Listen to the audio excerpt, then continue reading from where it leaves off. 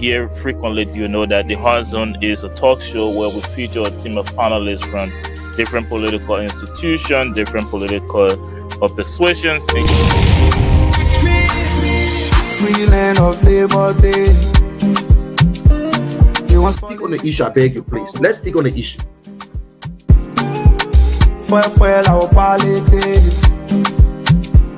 Politicians deliver to their The big government is not a solution to the problem. Let me say this. I hear somebody saying, well, the country don't get money. Look, every country in this world that God has created on this earth has money.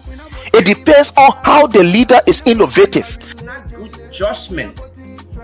Okay, to be commingling, to be meandering with a man who has recently been found guilty of committing a serious crime, right? You can appreciate him all you want, but it sends the wrong message. That you tell us, Joseph, let me talk. We do not have strong drug laws on our books. If I gave you my district, what you want to? You want my motherfuckers will come and tell you to vote for one person when the person get it, and then they tell you say the person not good. All of them confused. Yeah, I'm getting younger because we are empowered now. And when you empower, it comes with certain grades. They come in with their fake smile. All acting and are so fly. They won't use you, confuse you, and mislead you. They will promise when you vote them, they frustrate you. They already say you so go. Don't for your friend, let them move. They already say you rebel. Don't for your friends for their choice. Oh. They already say you so go. Don't for your friend, let them move. Tonight, I'm playing host. My name is Derek Yale, and let me check in with my co-host, Mr. David Takbe. Mr. Takbe, welcome to another episode. So Derek, thank you. It's always good to be on the Hard Zone. Brother, vote for your future. Mama, vote for your future. What do you want to do? If I gave you my future, what you want to do?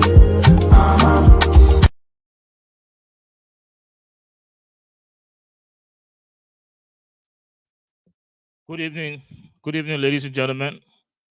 Good evening, ladies and gentlemen, wherever you're joining us from. Welcome to the Liberia Radio and Television Network. If this is the first time joining us, let me say welcome. And the Liberia Radio and Television Network is a local media institution right here in Northeast Philadelphia. We also have our office open in Liberia for business, so make sure you check us out on our Facebook page. That is the Liberia Radio and Television Network, or LRTN Live for short. We also have a channel on YouTube, so make sure you follow and subscribe to our channel on YouTube, where this podcast will be streamed live. And we also have a page on Instagram, so we are on every social media pages you can think of. Today, LRTN is proud to present another episode of the Hard Zone. That is episode 8 of season 6. My name is Derek Yale. I will be playing host. And for those of you first joining us on this network, the Hard Zone is an opinion-based talk show where we feature a team of panelists from different political institutions, different political persuasions. And here on the Hard Zone, there's no gimmick, no fluff, just real talk. And by way of disclaimer, the opinions and position that will be offered on this network tonight is not the official position of the network, but that of the panelists or guests that will be offering them. With that being said, we have a show jam-packed for you tonight. I will just go down the agenda for tonight, and we will bring you what we have in store for you shortly. The president of Liberia, President Joseph Yuma Boakai, this week visited the U.S., and he visited Atlanta, Georgia. And so we'll have a special guest on this episode to talk briefly about the president's visit and their meeting with him this week. So we'll have the president of Lima here to chat briefly with us about meeting the president of the Republic of Liberia. Also appearing as special guest tonight is the president of the, give me a second, let me pull this up, the AMU Zion University, Reverend Emmanuel F. Johnson, will also be here to talk briefly on some issues or relative to that institution.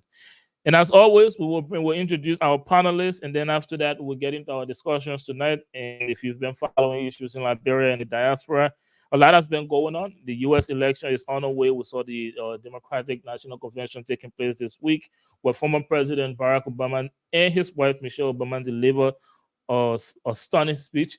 So that's going on in the diaspora and other parts of in the diaspora in Liberia. Major development today, where the current administration went on the CDC part of headquarters. So we'll have our panelists to give you their position on that, what really happened, what they make of it. But until then, let's introduce our panelists for tonight. Before I do that again, let me encourage all of you watching us to please make sure you're following us first of all, and also make sure that you're sharing this program on your Facebook page so that your friends and family may be able to benefit from what we have in store tonight. Again, this is the Hot Zone. Let me welcome my panelists for tonight. Always the first one, always the most controversial one. Mr. Boda, welcome to the show. Thank you, Derek, for having me. It's a pleasure being here always. Thank you very much. And guys, as we announced earlier, we have a special guest tonight. So let's get right into things. Let's invite our special guest from Lama to talk briefly with us about the president's visit here in the U.S. this week. Mr. Brople, and welcome to the show. I'm sorry if I'm saying your name wrong, but this is the Hot Zone, and welcome to the show. Thank you very much, sir. I'd just like to get right into things with you. I know the president, we've already announced to our audience that the president did visit the U.S. this week, and he delivered a keynote address. So first, I would like for you to kind of briefly introduce yourself, what organization you're affiliated with, and then we can go ahead and have a very brief discussion on that. Sure. Thank you, first of all, for inviting me to your program. Always a pleasure to share information about what we're doing here in Atlanta and Georgia. It's a really thriving community, and we're really proud of what we do here for our people. My name is Bior Brople, and I have the distinct honor of serving the Liberian community in Georgia as the executive director of the community organization here. Georgia is a thriving state. Last time we checked, there was an estimated 25,000 Liberians who called Georgia home. And that census was done probably like 12 or 13 years ago. So we estimate that number is much higher now. Every day I go out and meet a Liberian I've never met before, and we always keep Liberians in tune with what we're doing through many channels. We have a thriving newsletter with over 1,200 subscribers. We have a thriving WhatsApp account, website, Facebook, you name it. So we keep people informed about what's going on here. If you guys want to be on the mailing list, just shoot me your email addresses and I'll add you. All right. Thank you. That sounds like something the network will consider, and then we'll be reaching out to you if the decision is made. Now let's talk about you say you're the executive director of the Liberian Community Association there. Is that a chapter of ULA? So yeah, that's a great question. So the Liberian Association of Metropolitan Atlanta is the brand name of the Liberian Community Association of Georgia, right? Mm-hmm. It's a 501c3 nonprofit. So what that means is we're not a chapter of something else. We're a distinct entity. However, we affiliate with the ULA. So ULA has affiliation fees. I think it's about $300 or $350 a year that all communities pay in order to be an affiliate. If you decide you don't want to affiliate, don't pay, and then you won't be an affiliate. If we were a chapter, then we will be under the legal jurisdiction of ULA, but we're not. So I just wanted to clarify that. So all the community organizations around the country are all affiliates of ULA. It's a union of a bunch of communities, all under one umbrella. Thank you. Thank you for providing that clarification. And this is how the interview is going to be done. We have panelists that will be asking questions. And I know you say you don't have much time, so we'll try to make this very brief. Let me recognize the presence of Councillor Freeman. Councillor Freeman, welcome to the show. Thank you very much. Thanks for having me. Thank you. Now let's get the ball rolling. The president of Liberia, I understand you met with him. How was it? How was his visit here, and what do you make of it? Yeah, the president came to Georgia to participate in a national Black business conference, which was organized by a number of entities coming together. So the National Black Business League, the Association of Mayors, right, and the National Black Chamber of Commerce, all came together. Sorry, it's the World Conference of Mayors. All came together to host the National Black Business Conference. And what they do is they designate a keynote speaker or a number of keynote speakers to speak at their various panels. And they go all out to ensure that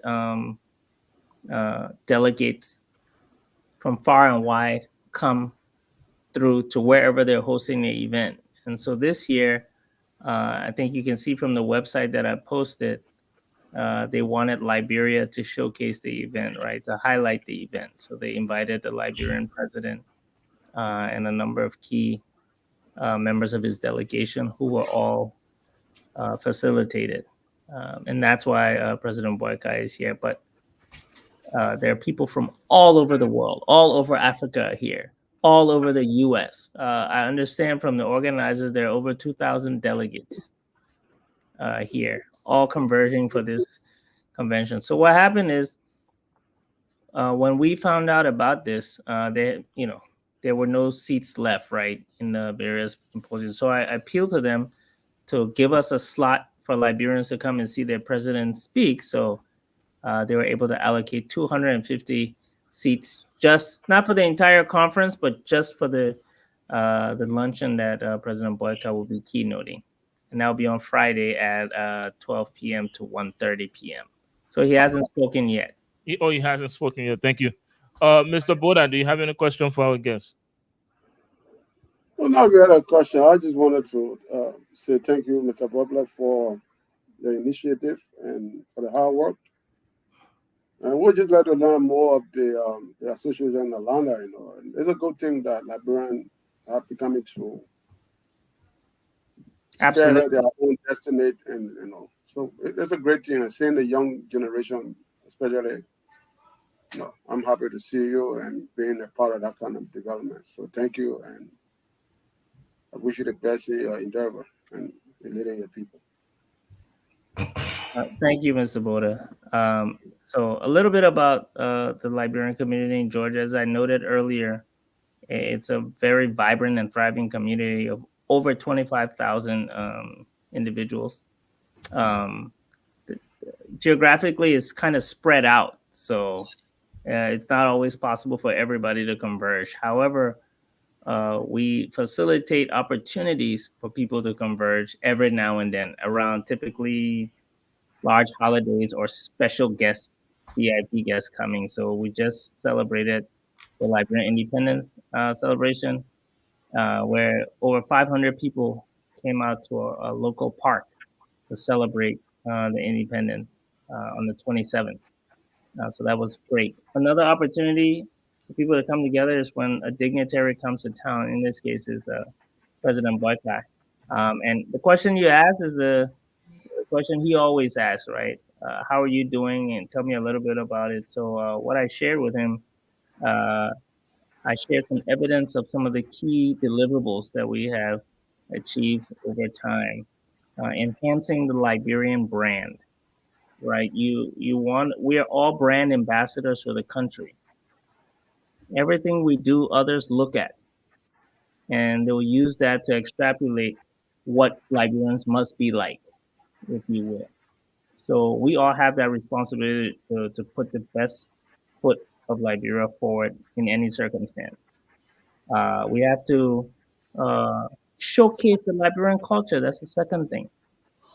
Part of the president's agenda includes tourism, right? It's an arrest agenda that he shared with us, and tourism is a component. Well, what first tourism? Exposure. Nobody will come to your country for vacation or to holiday if they have no idea who you are and what you do.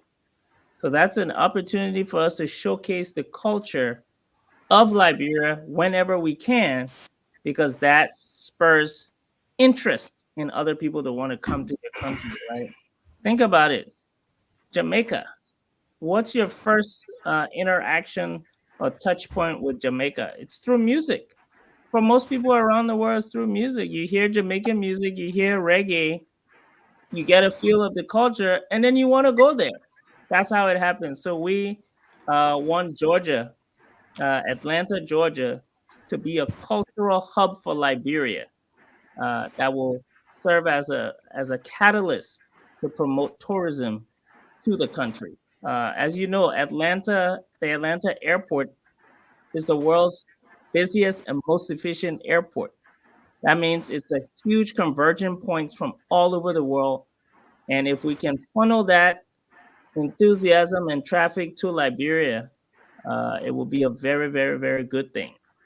Most Liberians are not tourists to Liberia, especially the ones who are not born there, because they're not exposed enough to the culture and probably don't see opportunities to go back. We want to change that. Everybody should be able to say, I want to go to Liberia for vacation and be able to go there and do it. And so those are the key things that we shared. So we shared with him, how do you know that all of this stuff is successful?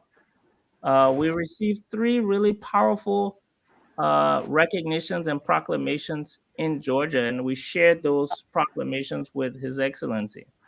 Number 1, the governor of Georgia, we met with him in May, and he wrote up a proclamation for the independence celebration and invited us to the Capitol to share in that celebration. And we presented that to His Excellency. The City of Atlanta City Council, all members of the City Council signed a proclamation for Liberia. And that's a big deal as well, right? To get the recognition that people where you live think highly enough of you to proclaim you. And we presented that to His Excellency as well. And the third thing is 60% of Liberians who live in Georgia live in an area called Lawrenceville, right? It's a city area, broad area called Lawrenceville in the county of Gwinnett. They don't do proclamations typically, but based on the brand that we've developed here and the respect that Liberians have, they said they will write a special proclamation letter for Liberia, and they did so, and we presented that to His Excellency as well. So, it's just something that we do to showcase who we are and make it easier for all Liberians to thrive here. Thank you very much, Mr. Bropler. Sure. I'm coming to you. Let me come to you, Councillor Freeman, but let me recognize the presence of Bishop Hagar and Bishop Reeves. And I'll just take you guys' questions and comment because our guest is running short on time. So welcome to the show, Bishop Hagar. Welcome to the show, Bishop Reeves. Thank you. If you guys have any question, Councillor Freeman, let me give you the opportunity. You guys can ask your question or give your comment together, and then he can just address it and give his closer. Councillor Freeman. Mr. Brooklyn, well, first of all, let me apologize for coming in a little bit late. I guess I didn't get to, hear from you firsthand of what you do in Georgia. I'm not sure you represent the Liberian Union of the Organization of Liberian Union, or perhaps the president of the Georgia/Atlanta Liberian Association. But notwithstanding, Mr. Bwaka will be in your town, or perhaps it's already in your town. What do you expect to hear the president say as it relates to issues such as investment, tourism? What do you expect him to say, or what do you expect to perhaps take from that meeting that would perhaps, spearhead investment in the country, bring perhaps businesses into the country? What do you expect Mr. Bwaka to do to be able to attract people from that sector?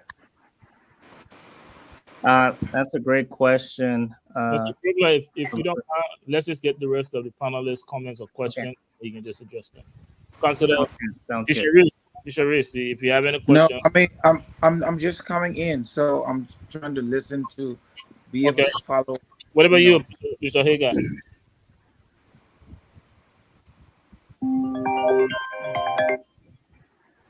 I guess that's a no. Mr. Problem. Yeah, so I'll go ahead and tackle Councilor Freeman's question. If anybody wants to chime in or ask any, I'm open.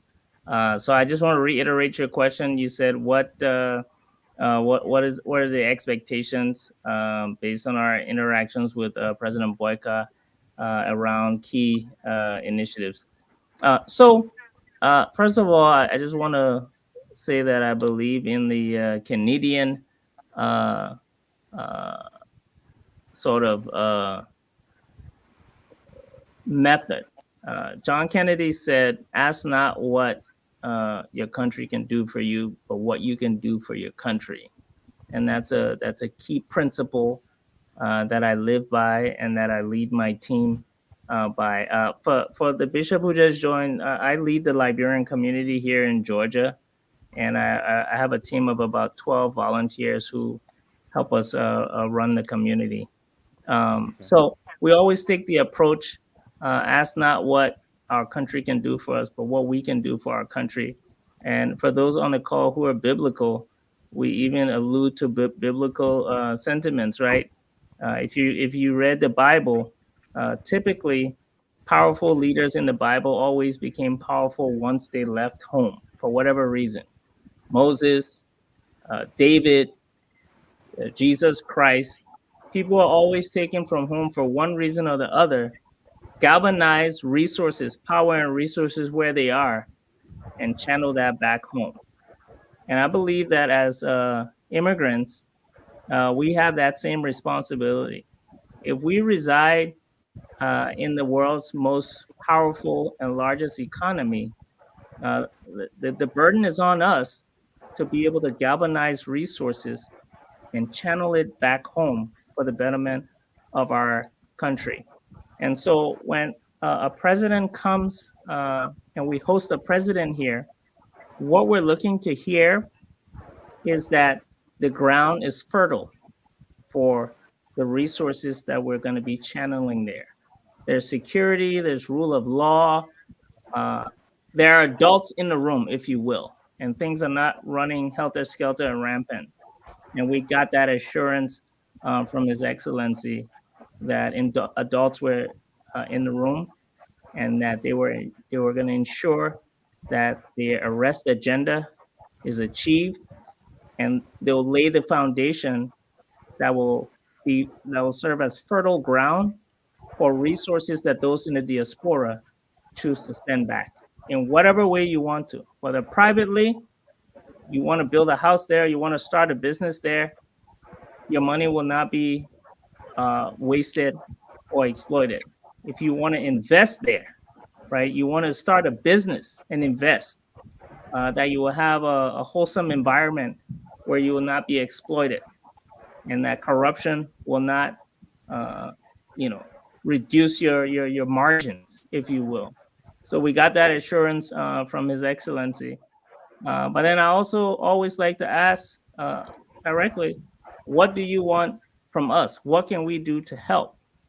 And, I think he's very passionate about certain things that he shared with us. Obviously, education is very important to him. Sanitation is really important to him. Promoting tourism, people coming to Liberia, that's very important to him, and he shared that with us as well. And in all the meetings I was fortunate to sit in, those are sentiments that he shared with other people who came through. So I think that is the crust of what we were looking for. Our job now is to take a step back. We're doing our 5-year strategic plan right now, where we're laying out where this organization and community needs to be within the next 5 years, so we can inculcate some of those thought processes into what we're developing here to ensure that we have a truly vibrant community that's able to galvanize and channel resources back home. I hope that answers it. Thank you. Thank you very much, Mr. Bropler. Thank you for appearing on this network tonight in this show. Sure. Now, I will give you the opportunity to give us your closing remark, and then we will draw the curtain to this interview. Thank you. And again, I apologize for not having a lot of time. We have the main event tomorrow, and there are a couple of meetings late night meetings that we have to attend, and we'll be down at the venue tomorrow to ensure that things are right for the president. We expect we open over 250 slots, so over 250 Liberians will be at the event tomorrow. I spoke with the organizers, had a meeting with them today, and they said they have up to 2,000 delegates at this convention. I know they call it the National Black Business Convention, but it's truly international. I met people from Senegal, Mali, Nigeria, Sierra Leone, some other Liberians who came from out of state, business people, folks from the World Bank, folks from the U.S. Chamber of Commerce, the head of the African division of the U.S. Chamber of Commerce, Dr. Yao, he was there. So it's a truly vibrant environment right now in Atlanta, like I've never seen before. And I'm so fortunate that we're able to work with the organizers to open those 250 slots so that people can at least attend. Like, they are not full conference delegates. They're only allowed to attend the session that President Boyka will be speaking at. But just being at that venue will serve as such a huge motivator, because when you're in that room and see 1,000 people there listening to your president, and these are people from all walks of life, business leaders, billionaire entrepreneurs, thriving entrepreneurs who are just getting started, it doesn't matter. Everyone is there, and the energy in Atlanta right now is electric. I wish you guys were here. It's really electric, and it's culminating tomorrow with that session. What I would say, guys, is if you're fortunate, and I'm not sure where you all are calling from. Is everybody in the U.S.? No, I'm from Liberia. Okay, you're in Liberia right now. Okay. Yep. I will make a statement. If you are in the U.S. and you are a person of color, Atlanta, Georgia offers you the greatest opportunity for success. So what's important is that we have, as Liberians, we have to take advantage of that opportunity and see what we can do to develop our country back home. That's the message. It doesn't matter where you are. That's the message that we keep harping to everybody. I tell people my number one job here is to expose Liberians to opportunities, and that's what I do. I hope that we can have some more time to discuss a little bit later, maybe next week.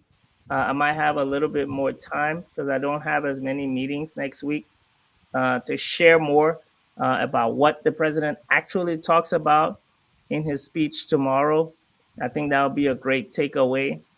I think the executive mansion is doing a great job in live streaming the president's messages and even his key meetings with stakeholders. I was in a number of those meetings, and people call me from Monrovia saying they're watching the meetings live. So you can go on the Executive Mansion Facebook page and see excerpts from most of the meetings that we sat in.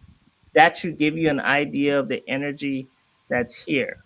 I just wanted to mention something else that's really important, an initiative that we're working on with the World Bank. It's called the Liberian Diaspora Exchange. The diaspora officer from the Ministry of State is here as well. And I had an opportunity to talk with him and the foreign minister, and the president is truly prioritizing the diaspora. Those who are outside of Liberia, he truly wants to use that as an impetus to channel resources to the country.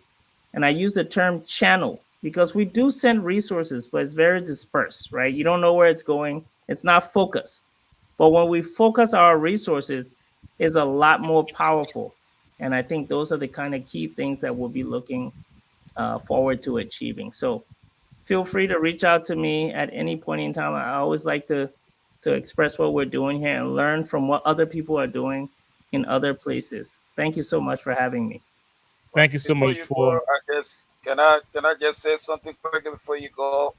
I came in late, but I'm serving as the secretary of the Ministerial Alliance here that incorporate more than 80 different Christian organizations, and we started thinking about financial empowerment. So we have a program to come to Liberia. So we'll let you get in contact with you and see how best we can study your platform, what you're doing, and how we can fine-tune ours to make it more relevant to Liberia reality. Thank you. And I would like to learn from what you're doing as well to see how we can inculcate some of your learnings in what we're doing here as well. Thank you. Thank you. Thank you very much, Mr. Bropler, for appearing. Again, it was a pleasure having you here. Guys, before we invite our next guests, we'll take a break, and when we come back, we will bring on our guests from the AMEU Zion University. But let's take a break first. Hi, my name is Theophilus Juliban Nelson I. I am the founder and CEO of Lift Africa LLC. Lift Africa started as an employment agency that sought the employment of immigrants coming to the U.S. and finding ways and means to go to start life in this great your country. Now we have added airport pickups and drop, car rental, or rental. As you see, we have a new business location. Started with just a little office part, but today we have a whole complex that we can do a lot of stuff with. Hello everyone, my name is Geneva Kreitz. I'm the Executive Administrator of Uplift Africa. We have an excellent employment rate at our company. We work with and for you regardless of your situation. If you've ever been in prison, maybe your background isn't great, do not worry. We have a place for you here. We believe in equal opportunity for everyone, especially you. So sign up today and begin earning. My name is Emmanuel B. Horton, Operational Director for Live Africa. Live Africa is the place to be.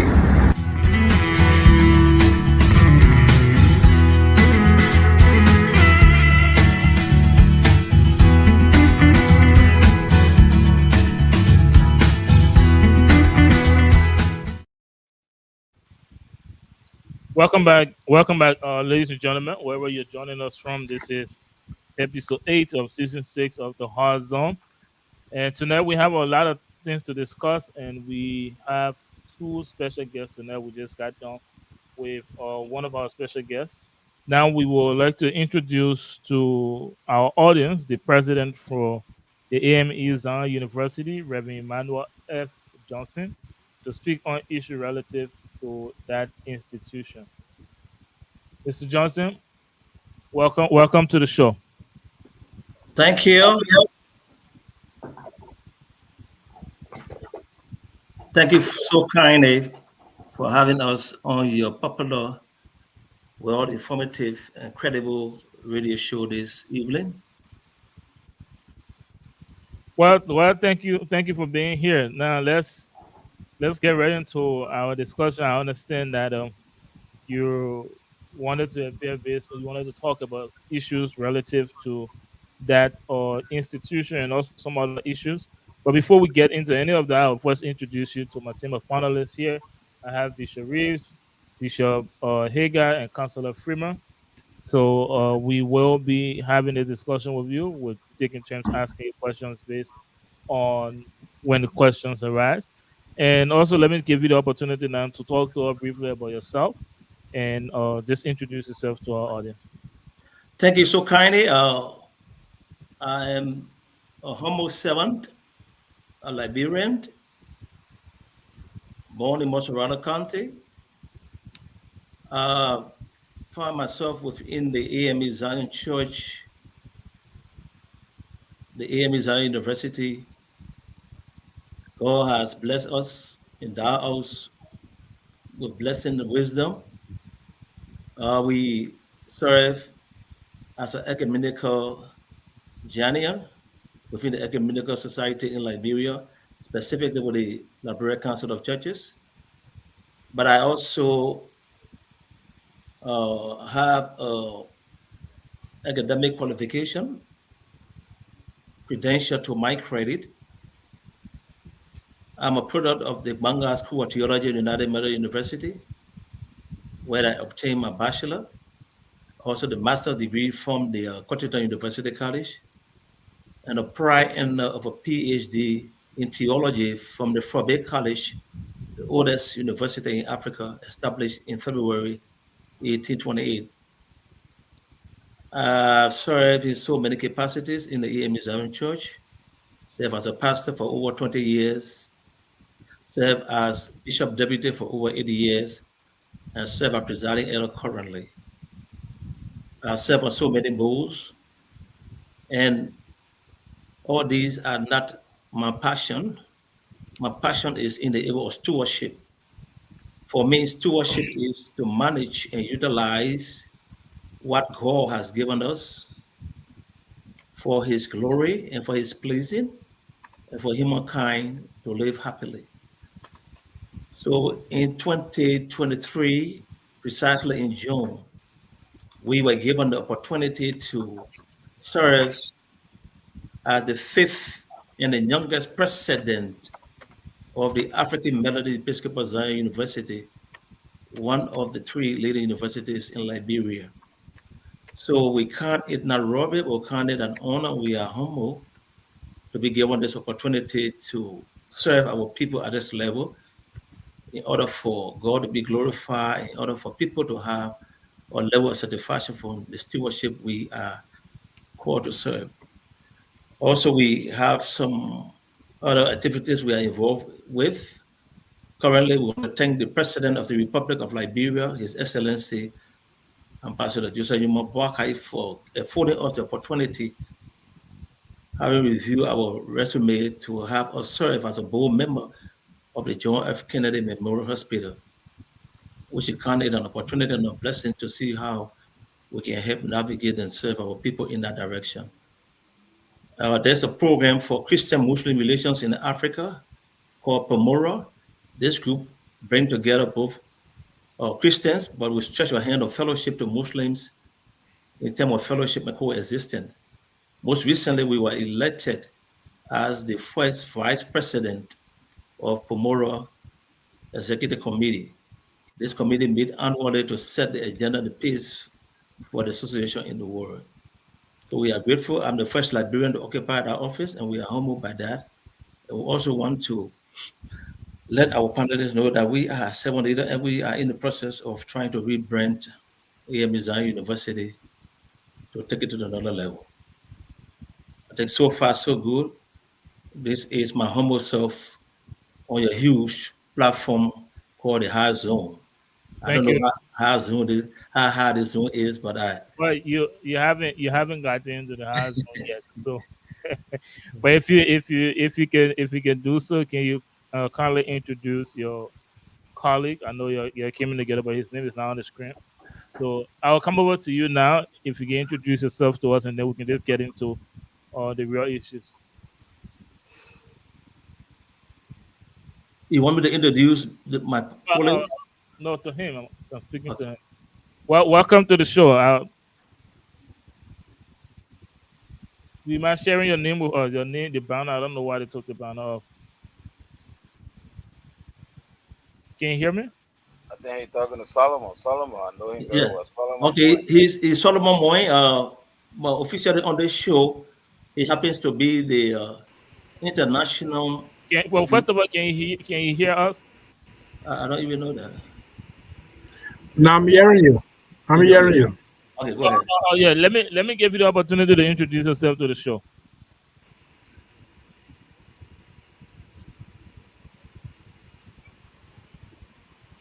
You say you're hearing me, but you're not responding. So they got to speak. So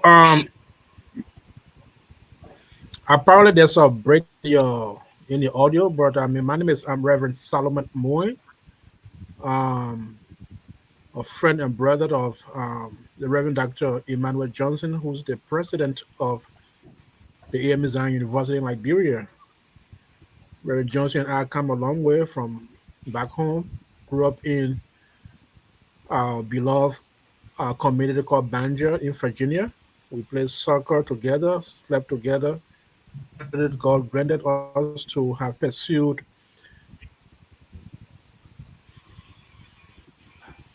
with the opportunity God given us to pursue our professional development in conflict transformation and also in sustainable development. When Reverend Johnson took to the seat to navigate the activities of the AME Zion University, he asked us to be his liaison in the diaspora, especially in the United States. And we are working out modalities to ensure that his administration is empowered from the international community to enhance the education system in Liberia. So I'm proud, I'm happy that he's sitting in that seat, and I'm also happy to be part of your show as I sit on his win. Thank you so much. All right, thank you. Then welcome to the show. Let's come back to you, Reverend. Or what are the issues at your institutions that you would like to share with the public? Let's just get into that discussion. What are some of the issues, or what are the main issues that you would like to bring to the public attention? Am I live now? Yes, you are. Before I delve into some of the concern we want to share, let me take this time to express gratitude and thanks to you all for giving us this opportunity to appear on this show. The AME Zion University have been around in Liberia for over 3 decades, and they are imparted and continue to impart the human resource capacity, building capacity of citizens and non-citizens at large. AME Zion University have contributed to the professional development of our nation. AME Zion University is a premier institution that is noted for criminal justice in Liberia and maybe in West Africa. AME Zion University grew out of a business school, later to a community college. And from the community college, it have now gone into a baccalaureate degree granting program. And most recently, we just got accredited to offer master's degree program, postgraduate studies. But like any other institution, there have been rise and fall and challenges. We were opportune by the special grace of God to be vetted and selected and appointed as the 5th president of AME Zion University on April 18, 2023, and we were inaugurated on June 1st, 2023. We cataloged, we reviewed the activities of the institution, and we were able to come up with 4 pillars on which we are rebranding this institution: academic, administrative, resource mobilization, collaboration, partnership, and infrastructure. So over the period of time, we saw a lot of lapses and a lot of challenges. And on the administrative piece, we have been able to authorize the first credential audit of the institution since it existed.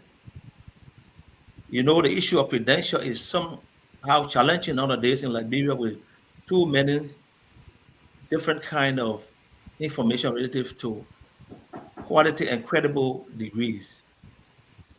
The next thing we have done, we have tried to revamp the administrative structure in terms of the finance department and the process of see how our students can be able to have credible records on the files.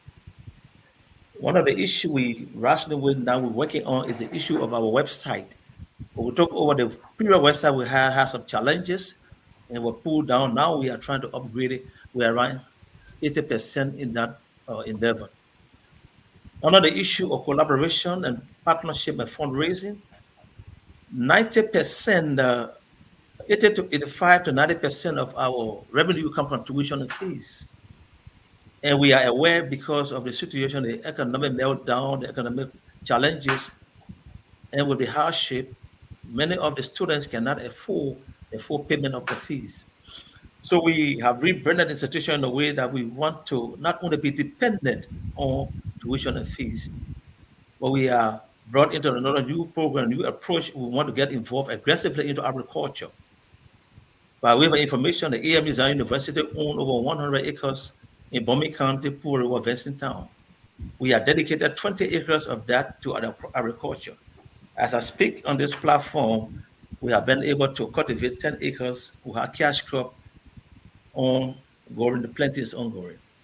And we have built partnership collaboration since we took over with 8 universities, 4 in Nairobi, 2 in Sierra Leone, and 2 in the United States.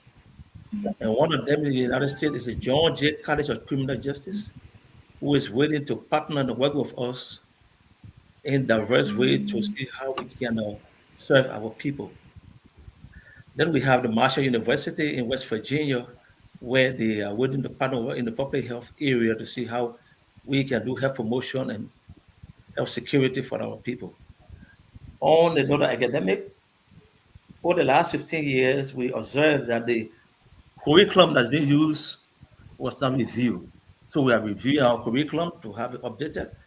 And we also try to enhance our academic program and to also be hands-on program to be able to provide opportunities for our graduates as soon as you get out of college, you have hands opportunity to do something in terms of professional certificate program. Like I said earlier, we have the master's program. AMU Zion has trained over 3,000 to 4,000 of our security personnel in the security apparatus. And even within the governmental sector and the private sector, even the UN and other areas, our students are making very high mark in terms of the performance and the service. But most of them are limited because they don't have the resource to go out for master's program. Through the special grace of God, we have been granted the permit to operate the graduate program, starting with criminal justice, education, and divinity. Let me just let you know some of those who have gone through the walls of AMU Zion and making significant impact. The immediate past defense minister is a graduate of AMU Zion University. The current defense minister is a graduate. The current director OIC at the DEA from Zion University. Few of the commissioner and deputy at LRA are all from AMU Zion University. Just to name a few, who have them in the banking institution and managers in other areas. So we want to provide opportunity for young people and people who went through the war of Zion who don't have the opportunity to get out to be able to obtain the second degree. The other piece is infrastructure. On the infrastructure level, we have our main campus in Poor River, Vincent Town. We have a Monrovia campus. We also have the extension campus in Magidi. On the infrastructure front, we have nearly completed, we have about 80% of our 20 classroom building in Poor River with 6 offices. And that building will be able to provide opportunity and hosting little over maybe 2,000 plus students. So we are making every effort to rebrand the institution to ensure that we reach out and give our people better service. You may ask, what are you doing in the United States? Yes, I came to the United States as part of our church's operation and policy and a procedure. After every 4 years, we gather together as a denomination to review our policy and set new direction. And since the AMU Zion Church is the AMU Zion University is the flagship university of the institution, we are under obligation to come and report to the general church about our labors. So we came in July to do this piece of work, and we also decided to take this time to forge and establish partnership collaboration with universities, colleges, and well-meaning individuals to see how we can network and have better opportunities to serve our people. So that's the reason why we are here, and I want to tell you say thanks to you for giving the opportunity. And I want to take this moment. Reverend Moon is our international liaison, like you mentioned earlier. We are very good family friends. We came out a mighty long way. And when I got the appointment, he was very gracious. Thought it not robbery to have penned a very beautiful tribute, which I appreciate and admire, and I'm humbled by that, the expression made in his letter. And I pray and ask God, what do I do with this friend and brother who is very excited and very interested in the rebranding process at AME Zion University? And the Lord said, give you some kind of opportunity to work closely with you. So we were able to have him serve as our international liaison on pro bono. He's not being paid. He's doing it for the love of country, the love for relationship, and the love for all, and for education most. And we are rebranding Zion with the focus of love. For us, LOVE is a full letter word, which is powerful. But the Lord led us to say, living our values every day. The L represents living, the O is hour, the V is value, the E is every day. When you live your value every day, you will serve with integrity, you will serve with distinction, you will serve with credibility. Thank you. Mr. President, I know this is a hard zone. You want to make this show a soft zone tonight, but we are ready to ask you some very hard questions, and you are going to preach to us tonight. I think we need to really ask you some serious questions. Go ahead. Well, I just want to start quickly with this. You made mention about the infrastructure challenges and the efforts that you are deploying to improve your infrastructure. I also am aware that you just told us that you are in relationship with other universities around the world. I want to bring to your attention that I know your main campus. I saw the picture in Port River and the campus on Camp Johnson Road. The best And street. I've always wondered because I have family members who go to your university.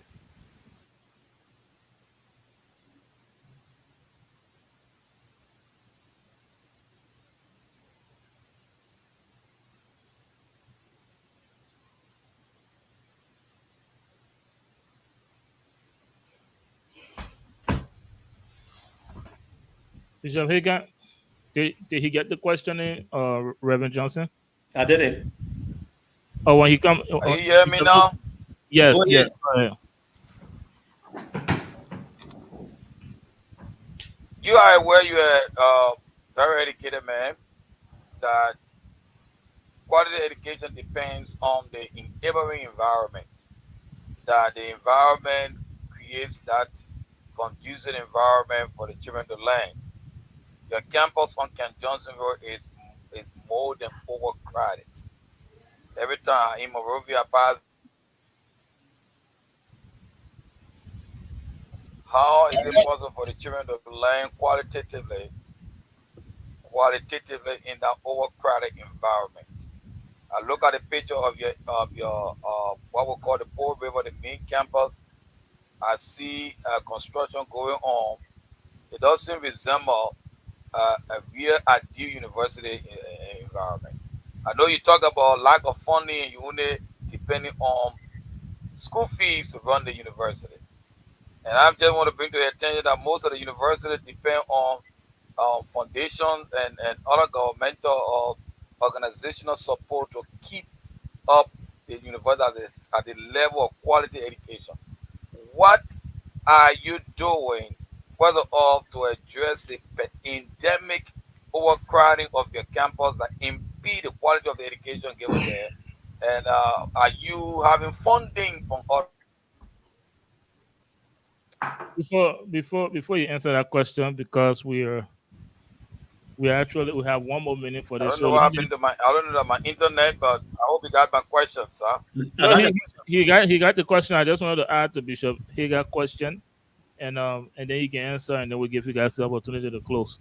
Now you can address this issue on overcrowding. I'm concerned about the quality of education that your institution is putting out. Before you came on the show, I did research. EME University do not rank in anything in West Africa. They do not rank anywhere in Africa. Now, what are you doing? I know you talk about rebranding to address that, so that as far as the quality of education AMEU Zion University puts out, so they can be one of the best, if not in Africa, but in West Africa. I didn't hear you talk much about that. All right, thank you so kindly. Bishop, just to make a little correction, we are not on Ken Johnson Road. We are on Benson Street. Our Morovia campus is on Benson Street. We are the African Methodist Episcopal Zion University, AMEZU, and not AMEU. AMEU is on Ken Johnson Road. So we are not overcrowded to establish that fact.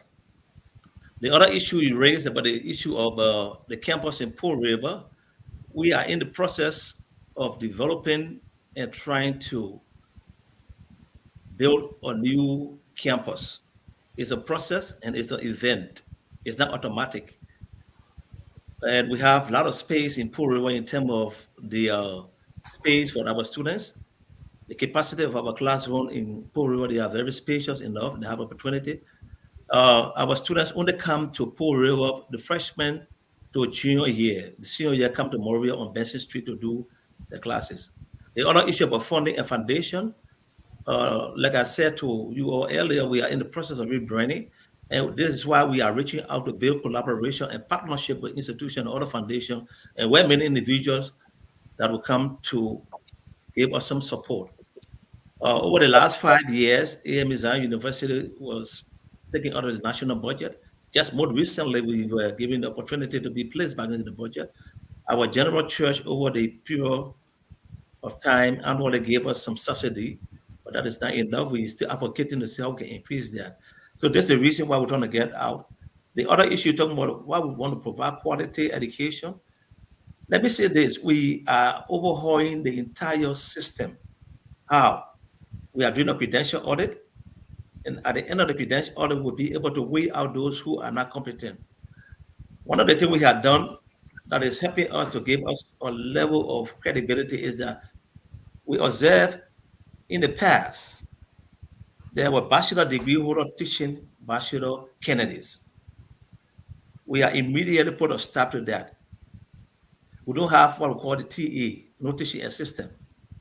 So we have people who vet the credentials, and these are people who are credible, who have the potential, who have the capacity and the capability.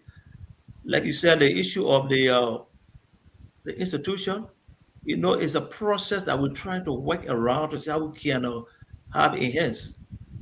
We have students who are very serious about learning. That is why we are working overtime to ensure that we move our campus construction as fast as possible. But we cannot do this alone. That is why we are here to let people know how we can get that done. When you talk about the issue of the ranking among the other universities, that's true. AME Zion was ranked third, but after some time they dropped. We are working through the process of upgrading the various standards and the various activities to put us back into the system. And that is a process, and we'll conclude that, but that does not mean we are not providing quality education. Let me just give you a case scenario. I talk about John Jay College of Criminal Justice, the premier university of criminal justice in the United States. One of our graduates, Eddie Tarawari, he graduated from AME Zion. He came here, he attended the school, he dosed the school, came over a high GPA. And based on that, John Jay was moved and impressed. And that is that's what led to this collaboration that we're having with them today. So I can say to all of you today, we may be having some challenges, but that is why life is a process, and the relearning process is something that we are gradually trying to work towards. And we can assure our audience and our people to whom we are providing stewardship that we will do the best we can with the help of those who are around us to see how we can navigate and move forward. We have a plan to move from one stage to another. Like I talked about the hands-on opportunity. We now have the opportunity where people will be trained in the area of protocol, diplomacy, we, as a police officer, how you use how you and handcuff. Thank you, Miss. I'm sorry for interrupting. Derek. Yes. Derek, if I may interject briefly, yes. I have a very brief question for Mr. Johnson. Is that your name, sir? Yes, sir. Brief question, sir.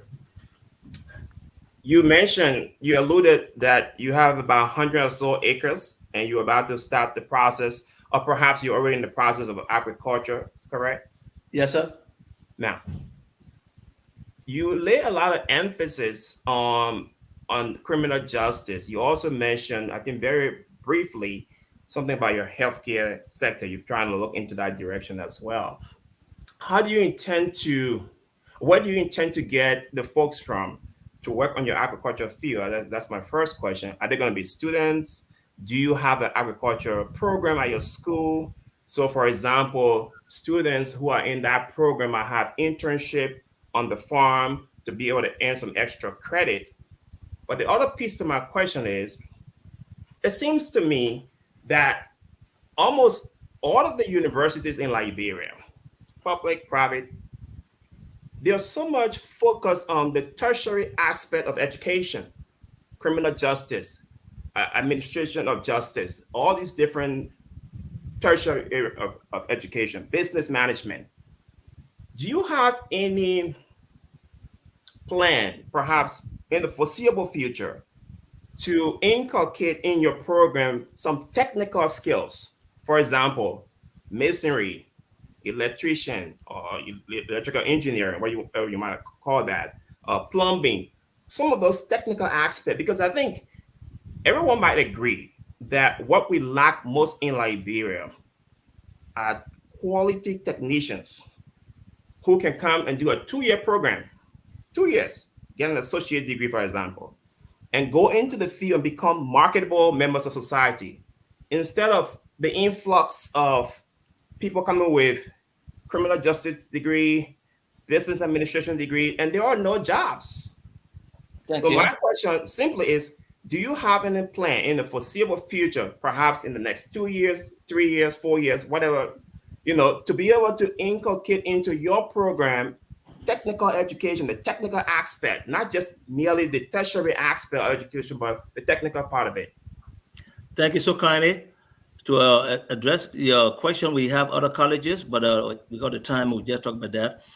We have about 10 colleges and or 20 departments that we operate. The issue about the agriculture piece, yes, we have an agriculture college. And the agriculture college will offer 3 degree program: animal husbandry, agribusiness, and agronomy. So the farm that I'm talking about was cultivated by the students and community dwellers. So the students during the practical time they go do all the practical on the farm. Then we also provide the opportunity for the community dwellers to come and also do some work and get some earning for themselves. To your next question, yes, even as part of our colleges, we have the College of Engineering and Technical Service. So we are working on that. The proposal is being developed, and we'll look in that direction as soon as possible to see how we can provide the technical or education and skill for our people. Thank you, Reverend Johnson. I don't know if you have something to say, but I'm going to give you guys the opportunity to give your closing remark, and then we will draw the curtain to this conversation. Reverend Moy?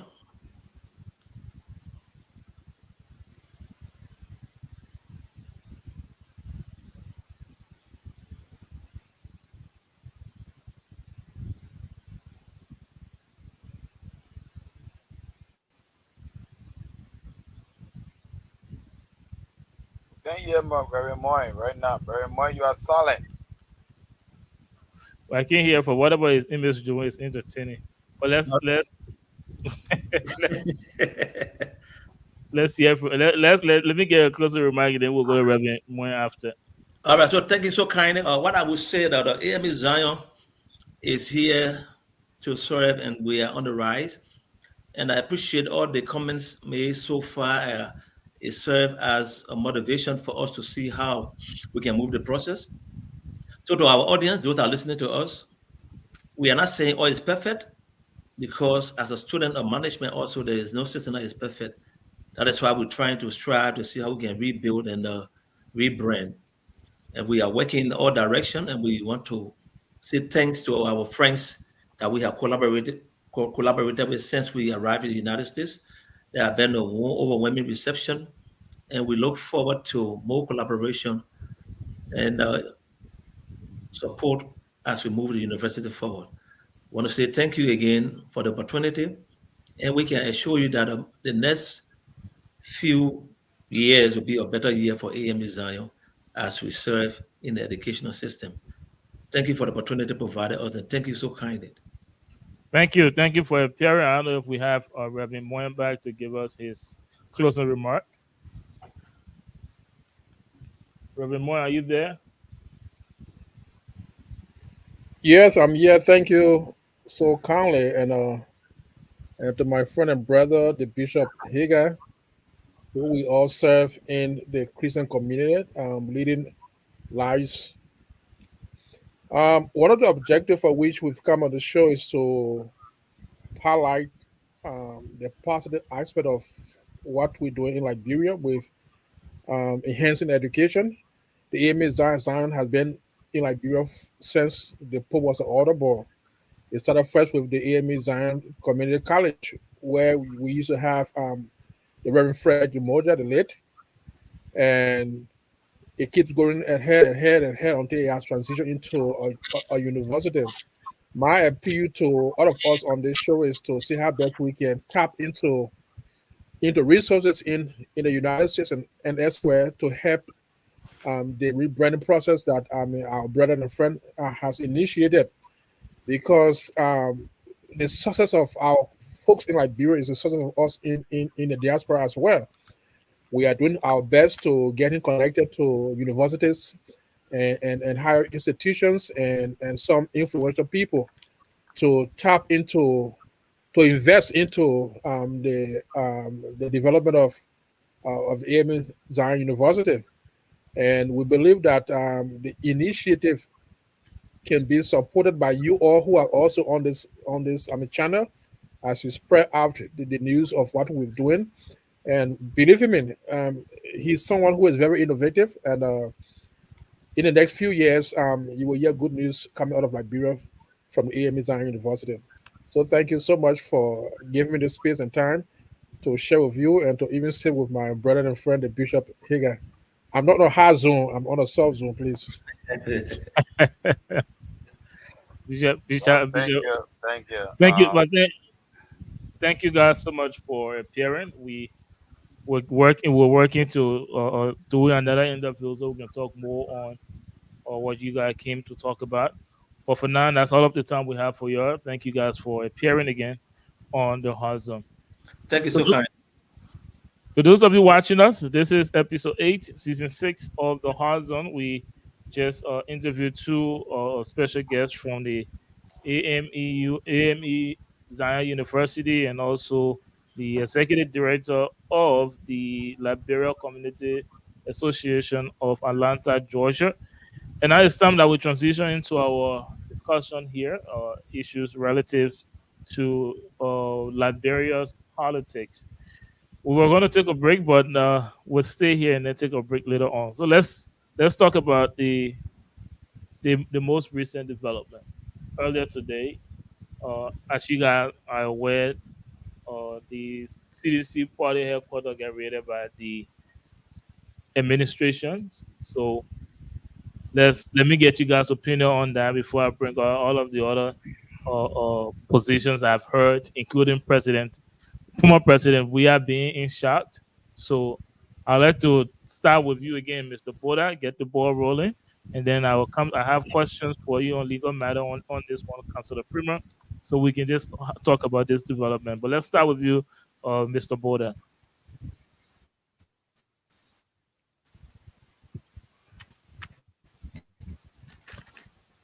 I haven't been really following. I didn't follow much of it on this issue, so but I don't know the genesis of how and why. I can give you a summary of what happened. No problem. So basically, Braga sent people to CDC headquarters and start beating citizens. Bishop Hager, you want to clarify that story for us? No, that's not. I don't think that's a jealousy of the story. Let me start with Bishop Hager. I think Bishop Hager know much about this development. But that's pretty much what happened, though. Bishop Hager. Correct the statement. You're on your national radio, and this is a platform. Do not misinform the public. Well, that's a summary of. Braga did not send anybody to. I thought you said you didn't know much about this. Yeah, but the summary you gave does not represent the story. The context of the story Okay, is not you want me to come back to you on what was the story? No, go ahead, but I want you to give the right story because we're on the platform, and then we have to inform the people. How you know what story is right or wrong if you did not? But you said Braga sent somebody to. Yeah, Braga did not send anybody. That's not the story. All right, let's hear from Bishop Hager. Thank you.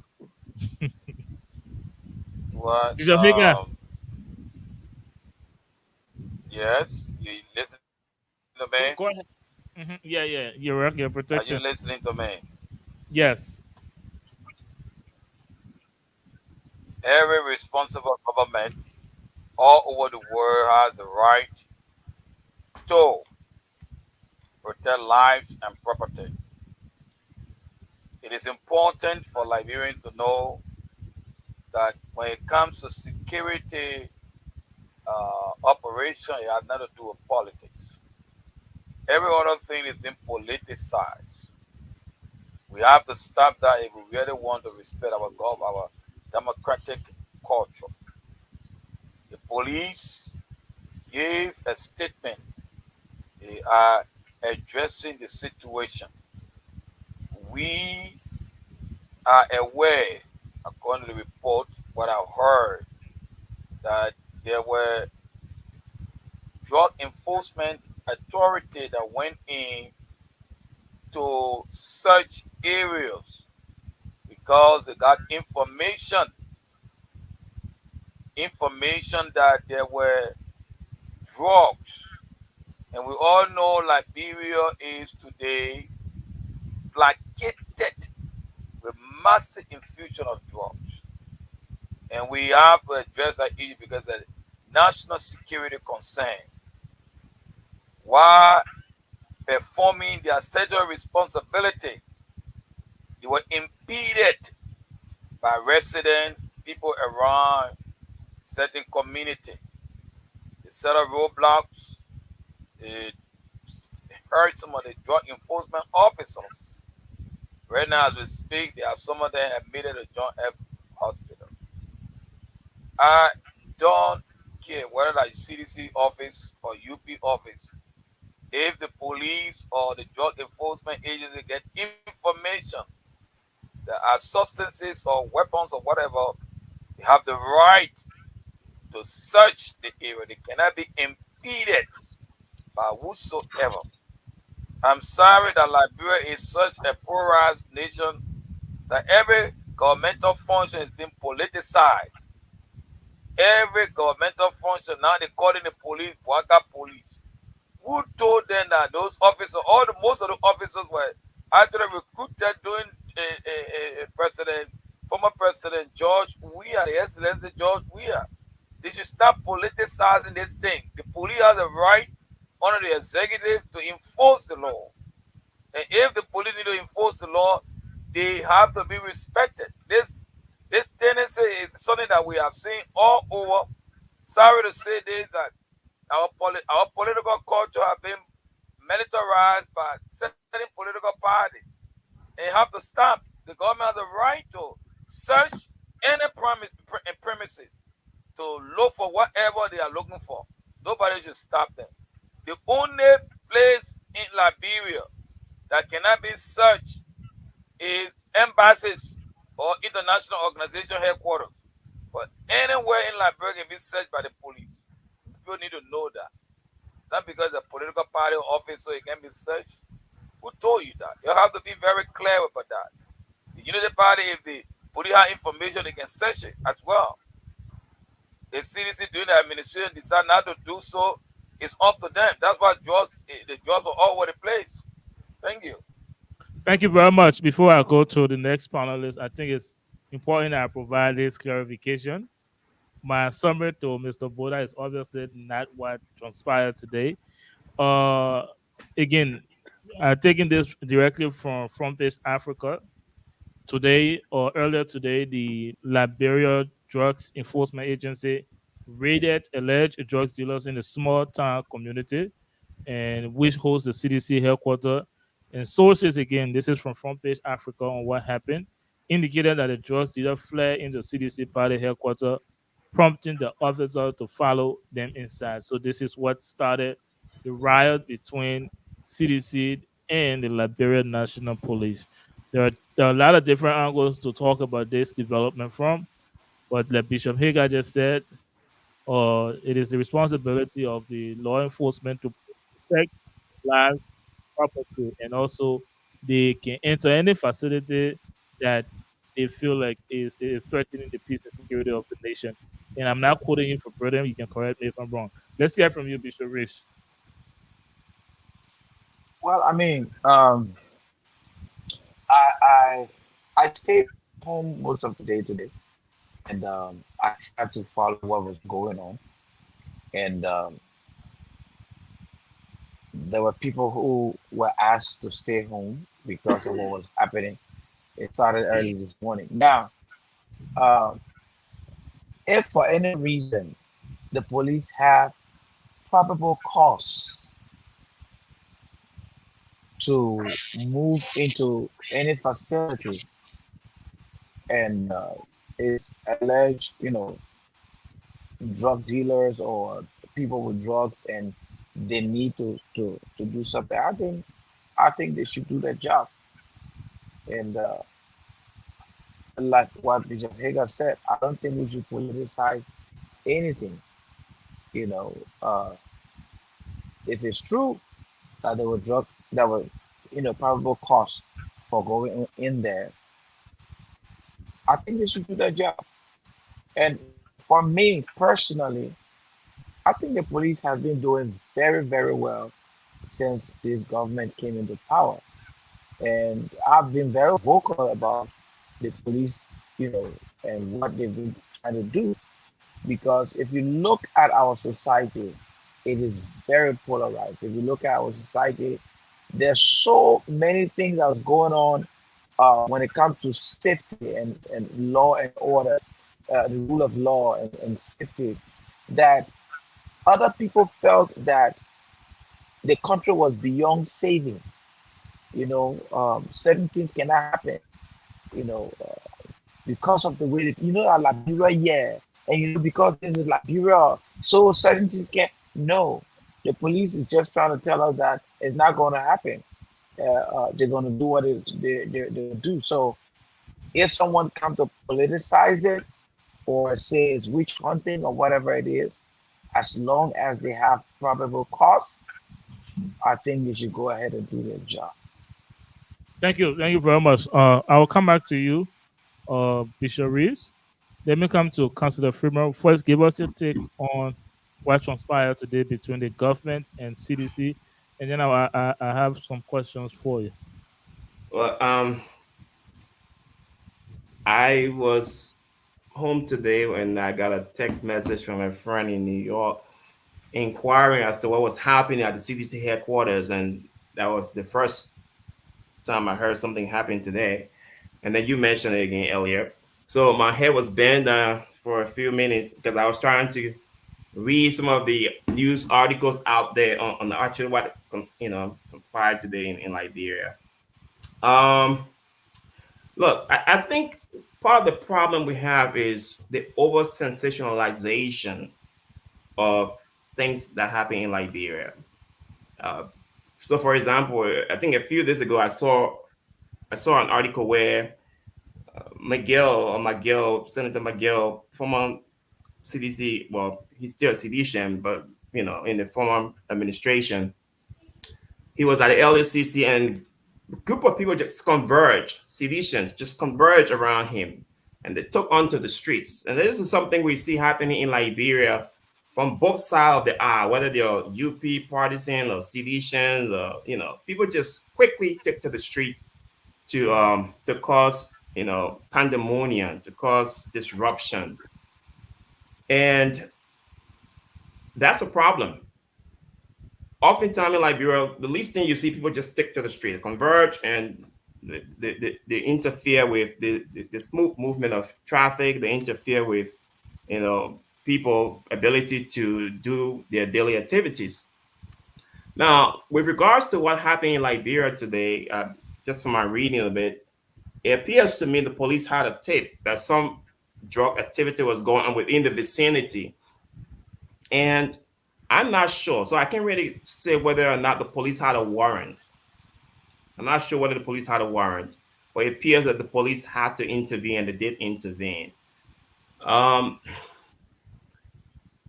I think it could have been handled differently, given the fragility of what we have going in Liberia with the over sensitivity of seditions. I mean, you can see even when the guy from the other gentleman, when he's on the show here, he over dramatized everything about their response to things in Liberia. So I think the police could have been a little bit more not very forthcoming. I mean, you can execute a warrant, but you can do it in a way to avoid destabilizing, to avoid all the hyperbole and the spectacle.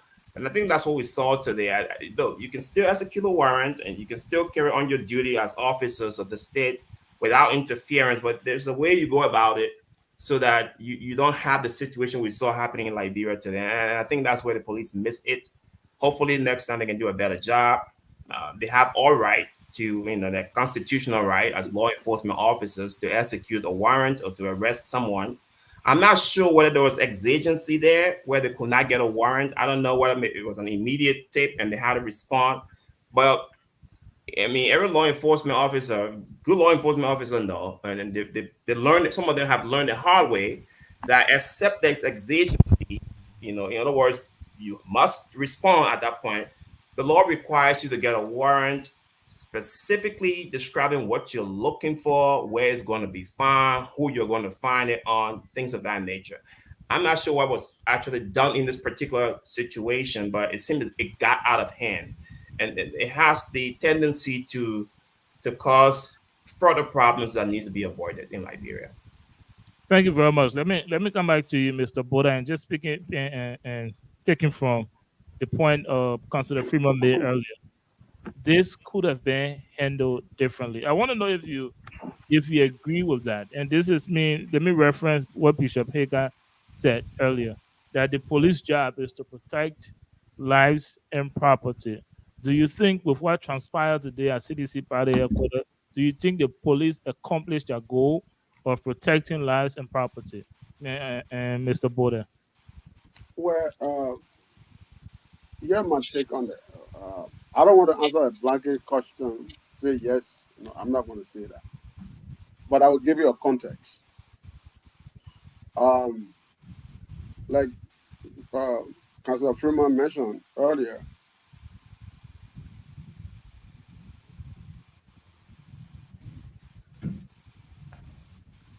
you can go ahead, though.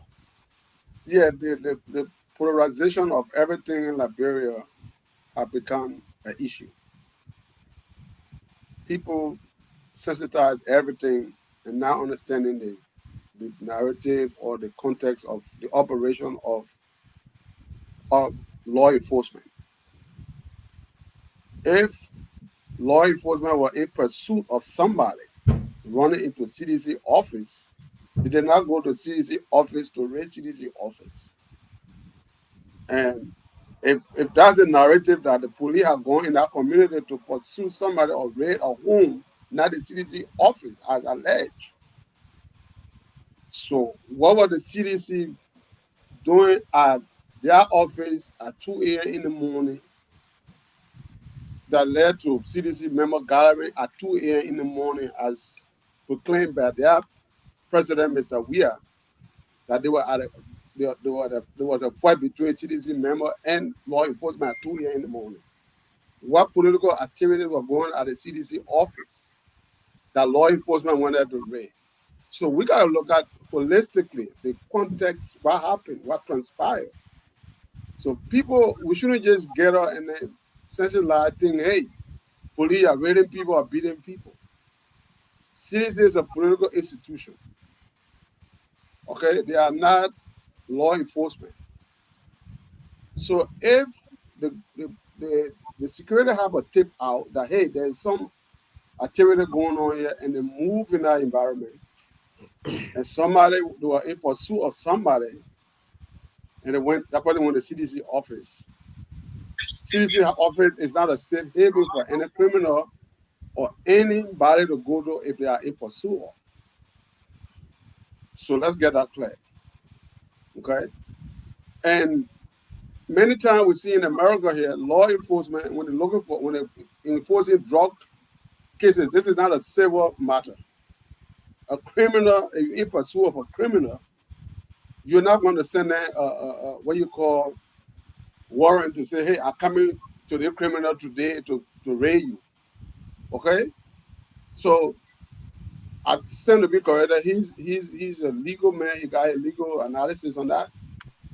But if police is in pursuit of anybody and that person went to some home, they're going to follow you through. If that's the context we're speaking from.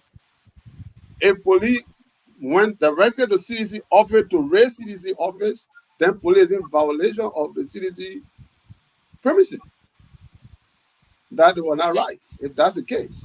Well, first, let's correct the context you're pushing to our audience, and this is based on the news article from Front Page Africa. So the police were not in pursuit of a criminal; they were in pursuit of someone who allegedly was doing drugs. Let's establish that. So the reason we need to establish that because I'm sure you will agree that that person did not pose no threat to the livelihood of Liberia at that very point in time. So let's establish that. So before we even go any further, let me recognize the presence of Mr. Dukler, Randy Dukler. Welcome to the show. It's actually Randy. Just call me J. Randy. Thank you so much. Randy, I'm sorry. Go ahead. Yeah, thank you so much for giving me the opportunity, and I would like to thank the management staff of Radio ARTN. They have asked me to come and join you guys today, and as always, it's a pleasure to be in the midst of Liberians to discuss issues related to our country. So thank you so much. Thank you, J. Randy. Did I get it? Yeah, Derek, like I stated earlier, a drug is life and security matter. It's life and security. Drug issue always end up with violence. End up with somebody shooting somebody or killing somebody. You don't take drugs, buster lightly. We see it in America here every day. You and I live here, it's not something that we don't hear about, especially in the Philadelphia area. If you live in the Philadelphia area or you familiar with the Philadelphia area, constantly people are being killed for drugs, for so many things. This is not a thing to take lightly. And we know how much harm drugs have caused to our young generation in Liberia. The effect on our society in Liberia when it comes to drugs. So it's not something that to be taken like this. It's not a crime. It's a serious crime. It's a serious issue that needs to be addressed. But like I said, the context. Let's speak to the context. If the police ever went to CDC office to raid CDC office with all probable cause, especially a political institution office, that's different. But if they were in pursuit of anybody, they want to know what were all of these people doing at CDC office at 2 a.m. in the morning. Because if you listen to Honorable President George, we have said that his member and the national police were in conflict at 2 a.m. in the morning. They want to know what was going on, what activity, what political event was going on at the CDC office at 2 a.m. in the morning. Those things need to be investigated. So that's the point I'm making here. Thank you very much. Let's before I ask you this question, let's get your take on this development, Mr. Randy. Give us a take on what transpired between the government of Liberia and CDC earlier today. Yeah, I mean, for me, looking at the images today kind of reminded me of the past, and I think it's kind of turning the ship around from looking at such behavior has been in the rear mirror and is now coming in the forefront of our young generation future. There are so many ways that I believe the government should have approached this issue, because the government of President Boca, for the last 12 years, we saw how the same scenario between CDC being in opposition for 12 years and the Liberal National Police behavior. If you look at the historical context of what happened today, there is a day they call Blue Thursday, where the CDC compound was encroached upon, and that was something that has nothing to do with drug business, and it was something different, and we kind of see it happening today. But the genesis of this thing started from the day the president returned to RIA just to get back to the country. It created a kind of toxic environment. The president spoke about that. It went down, and then recently the party chairman and some members decided to assemble, and then again we saw the Liberal National Police giving no justification and coming around the area. Kind of remind me of how the slave used to gather in America, and then the next thing you see the Ku Klux Klan coming around trying to instigate some type of behavior to spark something. So I think responsibility on the part of this government or President Boca is really embarrassing for many of us to see out here. And I think today just kind of measure to the inexperience of the police. So, and just to add a piece to that, I think 2 or 3 weeks ago, there was some amount paid for some expert police trainer who came from Chicago to help train the Liberal National Police on how to de-escalate. And I think what we saw today kind of put that money to waste. Thank you very much. Let me come back to you, Bishop Reeves, and I know you speak very highly of this police, the new police, the new police, the new force, the new Liberian police set up. Now, the question I want to ask is based on the outcome. I know earlier you said if the police have a probable cause, they should do their job. Now, but if we look at the outcome today, we've seen pictures from what transpired. People were tear gas, and even if you were not talk about those people that were at the party headquarters, what about those Liberians' lives that were disturbed today? Those that lives in that area, and they saw that image, like Mr. Rentley rightly said, those are images that brings back memory from our distant past. Speaking from a country perspective, do you think the Liberia National Police handled that situation the way it should have been handled? Bishop Reeves. I'm not sure because I don't have details on how it happened. Okay, so just looking at photos, looking at pictures from what happened, I can't just, I don't want to speak when I'm not sure of what I'm saying. And that's the long and short of it. So as to how they handled it, how it started, what happened. Now, given none of us want to see people hurt, none of us want to see people tear gas, none of us want to see, people shot or beaten in the street. That's not a good picture for us. All right. I don't like to see those kind of pictures, right? But as to how it happened and how it got to that place, I don't have full information on it to begin to speak about it. But of course, like I said, nobody want to see pictures where people are hurt. No, we don't want to see that. Yeah, I will stay with you, Bishop Reeves, because on one end you're saying, or you're not sure, you don't have enough information to take a position on this. On the other end, you said earlier that if the police officer, if they have probable cause, they should. I use the word if. Yes, I said I use the word if. Because it means I wasn't sure. Let's continue. Let's continue with that. With the if. If the police have a probable cause, and that place is not CDC party headquarters. Let's say it's a school campus for kids.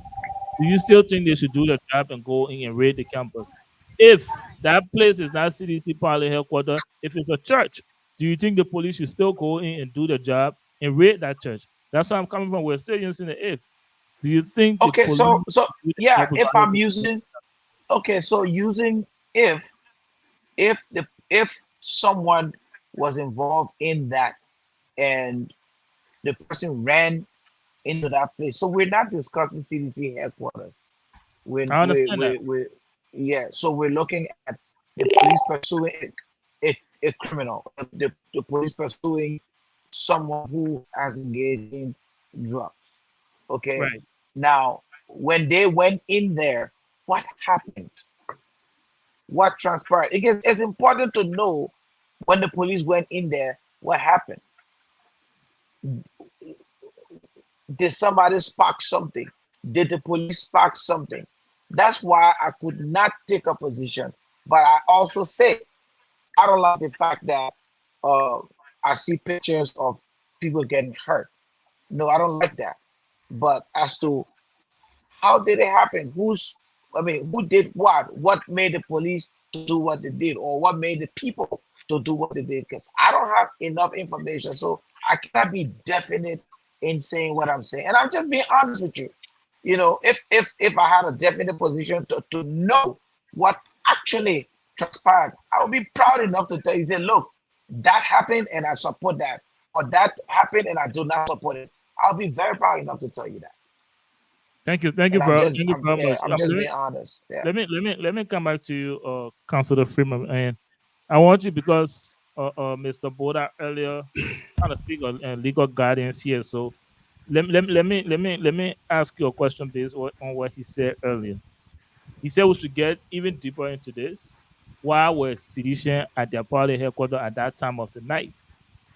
So, and he also said, pretty much alluding to what Bishop Reese and myself were just discussing, and he referred to the person in pursuit as a criminal, and the police has all right to go in, regardless of what place it was. At I know it's CDC party headquarters, and now you can give us the legal guidance here. And if assuming that the story on Front Page Africa is true, the police never had a right to enter that facility. If assuming that story is true, they were chasing someone that they thought was doing drugs, and the person entered into that facility, and they went there, and we have this outcome. So give us your legal guidance on first. Do you think the police were in their full right to enter CDC party headquarters? Do you think the police should do whatever they can? If probable cause exists, they should do their job, as Bishop Reed said. So just give us some legal guidance here. Thank you. So I think there's several questions here. Let me address the piece about what was mentioned as to what were seditions doing at their party headquarters. The Constitution provides that the right to assemble peacefully, all right? There's no but if about that. Every Liberian, whether you're part of a political party, part of a church, so for example, it will be the same thing, it will be equivalent to members of a congregation deciding to go and fast and pray at their church for days on end. They have a constitutional right to assemble. There may be some other motives as to why they were assembling, but we are not to second guess that. The fact of the matter is the decision to do that is constitutionally protected. The right to assemble is enshrined in our Constitution, and as Liberians, they have the right to do so. Look, on the issue of probable cause, I think probable cause has a definite, the definition to it is very precise. It's reasonable belief that a crime has occurred, a crime is about to occur, and so person has committed a crime. So when probable cause is established, the law requires that the police get a warrant, a search warrant, an arrest warrant, and that warrant has to precisely state what they're looking for, where they might be able to find it, and who they're going to find it with, for example. In fact, the warrant sometimes go as far as saying exactly where the things are going is going to be. So, for example, I was in Liberia several years ago, and while I was there, police got a warrant from the court to come and search my friend's house because they claimed that somebody was doing witchcraft there, and the warrant was it was deficient on its face. So the point being is, when there's probable cause does not give you the authority to basically just converge on people. It is a means to go to a judge, an impartial jurist, and say, look, judge, we have reason to believe that a crime has been committed or is about to be committed, and this person is involved. Give us a warrant to go and search the premises. That's one. On the other hand, when the police is in hot pursuit, in this case, it seems to me the police may have been in a hot pursuit. So the police in hot pursuit, you don't necessarily expect them to go and get a warrant from a judge. They're in hot pursuit. So when they're in hot pursuit and they're actually running behind someone, except where the police involvement may cause further danger to people, lives, and property, that is when they have to be circumspect, maybe pull back.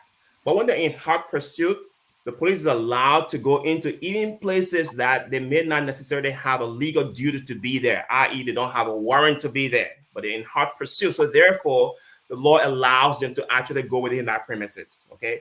There is a doctrine in America called the home is a castle, or under a case called Payton versus New York. In Payton versus New York, the Supreme Court said our home is our castle, taking it back from the British era, where the Americans came to this country because they wanted to have freedom.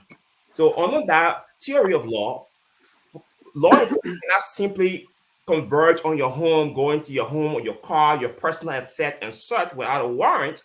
However, when law enforcement is in hot pursuit, there is a leeway for them to be able to do that kind of stuff, because it'll be very unreasonable to expect them to go to a judge while in a hot pursuit and say, "Judge, give us a warrant." So if in fact the police in this situation were in hot pursuit, that pursuit may have started from somewhere else, and then this person actually ran into the CDC headquarters, it would be highly unreasonable to not expect the police to pause what they were doing to go and get a warrant. Notwithstanding, I'm saying, look, the situation in Liberia is a delicate one. Yes. Too many people over sensationalize everything. So I would have hoped, I would have expected the police to maybe take a lighter hands-off approach, maybe reassess the situation and think about the long-term effect of going into another political party headquarters on the prevailing situations in Liberia. But if the police are in hot pursuit, then of course they are constitutionally protected. Thank you very much, Councillor Freeman. Let me come back to you, Bishop Hagar. Now, earlier you mentioned about, and I'm going to ask you this question because I've asked it earlier to another panelist. You mentioned the police duty to protect lives and property. Now, given the outcome of what transpired today, do you think the police accomplished their goal to protect lives and property? Bishop Thank you Hagar. very much. Listen, I will be asking the question another way: where drugs seized, where criminal arrested? Absolutely. Let's look at the evidence. Let's watch the newspaper. More details are coming up. As it relates to the rate, I'm hearing, it can be confirmed, but I'm hearing on social media that the police got a rate from the court in Yucatan. The judge issued a rate. So that will be verified. So the father of the law, if that story on social media is correct, it means that the police actually got a rate. Where drugs put you arrested, where drugs seized in the operation, that will determine whether the police was successful. Now, when it comes to the political side of things, police are not politicians. And I want us to know they are enforcers of the law. So when they are put in the place where they have to take into consideration the political implication, then the police will cease to be effective. Because they're absolutely a nation that they polarize. Nothing in our country that is not politicized. How would the police function? How would it perform a certain responsibility when everybody, anything someone would do over there is politicized.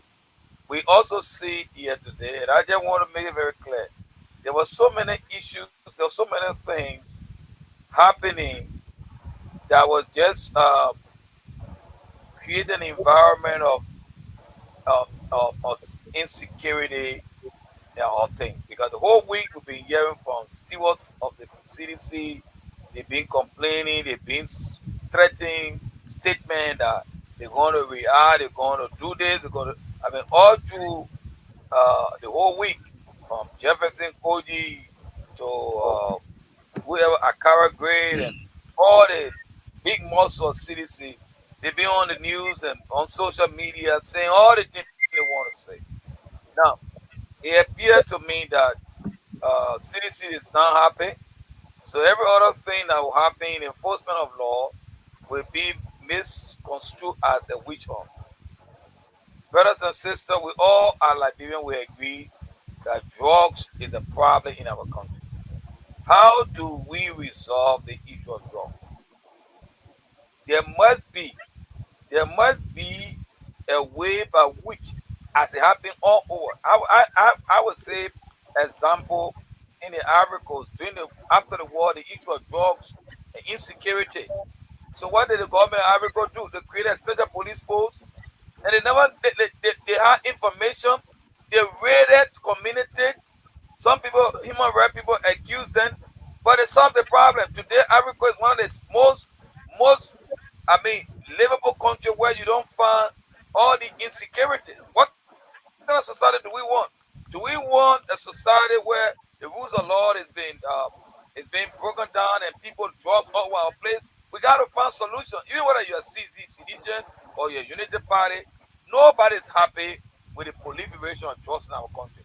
There have to be a clearly defined way how we address it. And I believe the police or the drugs enforcement, they are the tools that we have right now to start fighting. I don't think it's sufficient, but they are the tools that we have now. Whether the police should have political consideration. Well, we all know, according to the Saudi police, they were opposed. Let's look at the police side. They were opposed. Basically, people stopped them. They said they can't do. We don't know what happened. Maybe the police trying to appeal to them. We have to do our job. And people taking the law in their own hand. That little police side of the story. Not just one side. I don't think any country, any civilized country, even in America, you can't stop police operation. I don't care who you are. You can't stop police operation. The police represent the country. You can't stop it. Maybe we'll go to court and the police go to court. Yeah, but police have to do their job, and the police will have to do the job. Thank you. Thank you very much. Let me come to you, Mr. Randy. I want to ask Bishop Hagar a question again. I'll come back to you on that. But let me ask you this. There are some Liberians that believes that the Unity Party government is targeting CDC or is trying to subdue that political institution. And earlier you mentioned some of the recent developments that kind of makes that to look true. When just recently the Liberian National Police. Again, I'm. Can you protect me? Can you? I'm not being partial. I'm pushing an argument here. Bishop Hagar, can you protect me? Some Liberian believes that this administration is targeting CDC, trying to subdue that institution. Recently, those developments that you mentioned, the Liberian National Police paraded CDC Party headquarters unprovoked. And there are several where the former president even made a statement that he will stand against some of those decisions from the current administration. My question to you, Mr. Randy, do you think this administration, do you think that argument is true that this administration is targeting CDC? And are you surprised that we are receiving this type of outcomes based on recent developments? Yeah, and thank you. What's your name again? I don't see your name on the screen here. What's your first name? Derek. Yes. Thank you very much, Derek. That's a very important question. I think post-war Liberia should be a page that we need to take the future of our country through. But the way things are unfolding now, kind of creating the speculation that the question you asked me, tend to be leaning in that direction based on some of the statistics we have seen so far. Let me just give you a timeline of things here. We have a government that came to power and with no reasonable convenience decided to push people out of the system. And as an administrator in this country, people who work in civil service or other part of a business or organization, the reason to put people or push people out of the system should be systematically done either based on performance. And you can just come to power and start to take people out of job or no reasonable, justifiable reason. And oftentimes we saw on videos people who were being pushed out of the system were mostly complaining as sedition, and there were no given time where the government came up with a rollout program and said, hey, going forward between 3 to 6 months, we are going to be reevaluating the performance of every civil servant to bring up to speed because we are here to rescue the country, and the rescue of the country will be based on program that we set up. Because these are things that the rule book, the handbook of the civil servant employee expectation would be based on. We didn't see none of those things. Next thing we saw, people were being pushed out of the system. Next thing we saw again was the issue that took place in Kinjoro, where the police went in there and the police were out no room for reservation, for conflict or discussion. We lost some young Liberians in that process. And then we saw the drug enforcement officer, A.B. Kuma, and his assistant Fatiga, the manhandling of people and the way they conducted themselves also showed that they were also not strategizing the best way they can. And today, I believe the two individuals are still on suspension. I'm bringing all these things to show that the Boga administration, as the claim has 42 years experience, but what we see and what I just explained, this is not something I'm making up. This is something that we all see as Liberian. It just clearly shows that this government has the higher level of incompetence individuals who don't have the ability to lead. I think based on the frustration of the Liberian people with the CDC government, gave opportunity to the Unity Party that were once in power for 12 years. And when we listened to the campaign, there was not a time that the Unity Party referenced the accomplishment of Ellen Johnson Sirleaf, whether in the security sector, the economics, the political, and other sector, that they do extremely well. And neither did we see how they approach things than what they're doing today. So with all of the above and the way we see things proceeding right now, it clearly speaks to the fact that the Unity Party has no focus of how to solve the problem. There always got to be a why and a how.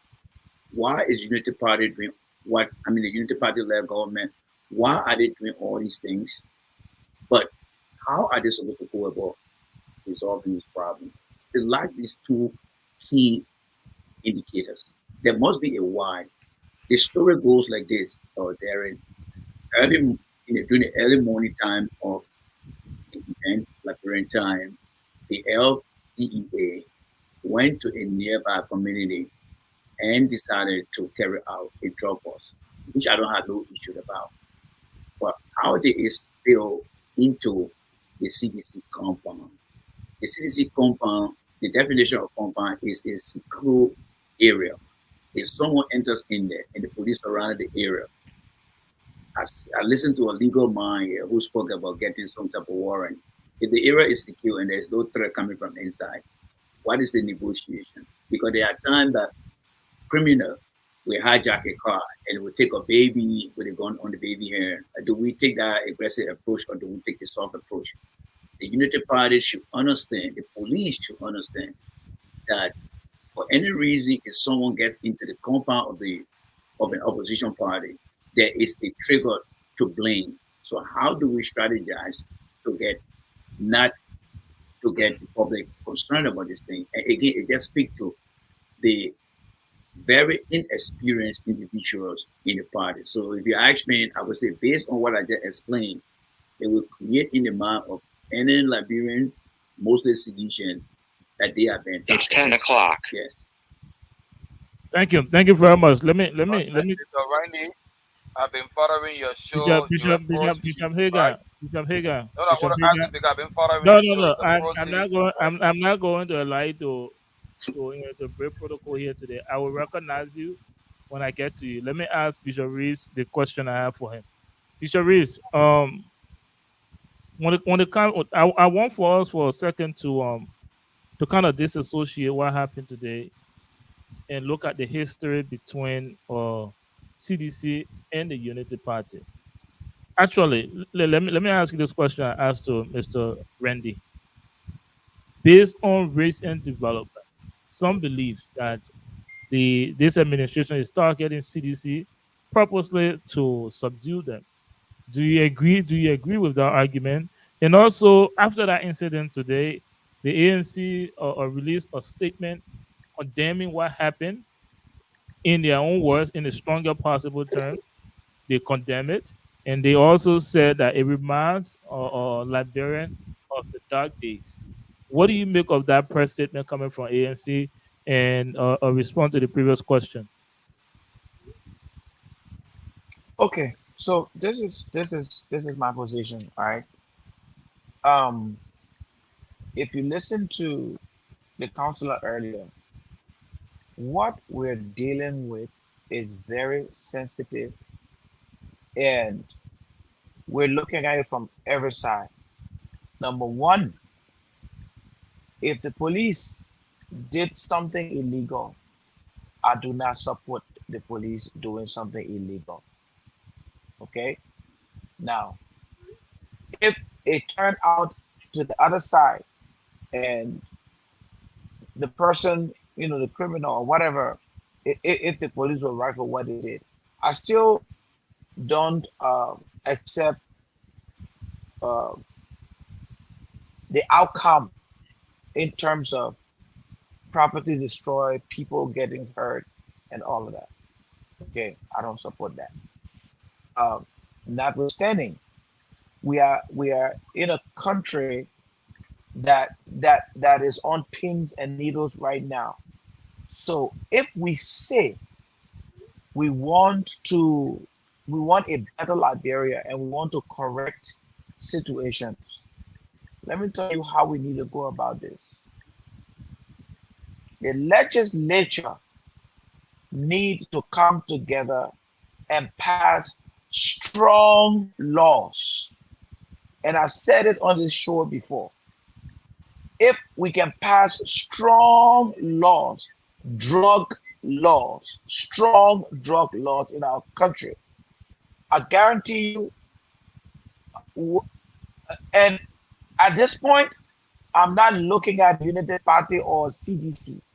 I just think in my heart that whenever an election is over, the country is supposed to come together and we're supposed to work for our country to go forward.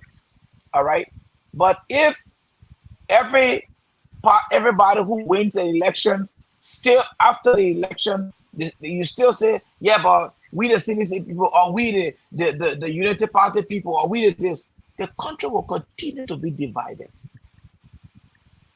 The civil servant who's working in the government right now, where are they coming from? They are some of the same civil servants that have been working for so many years.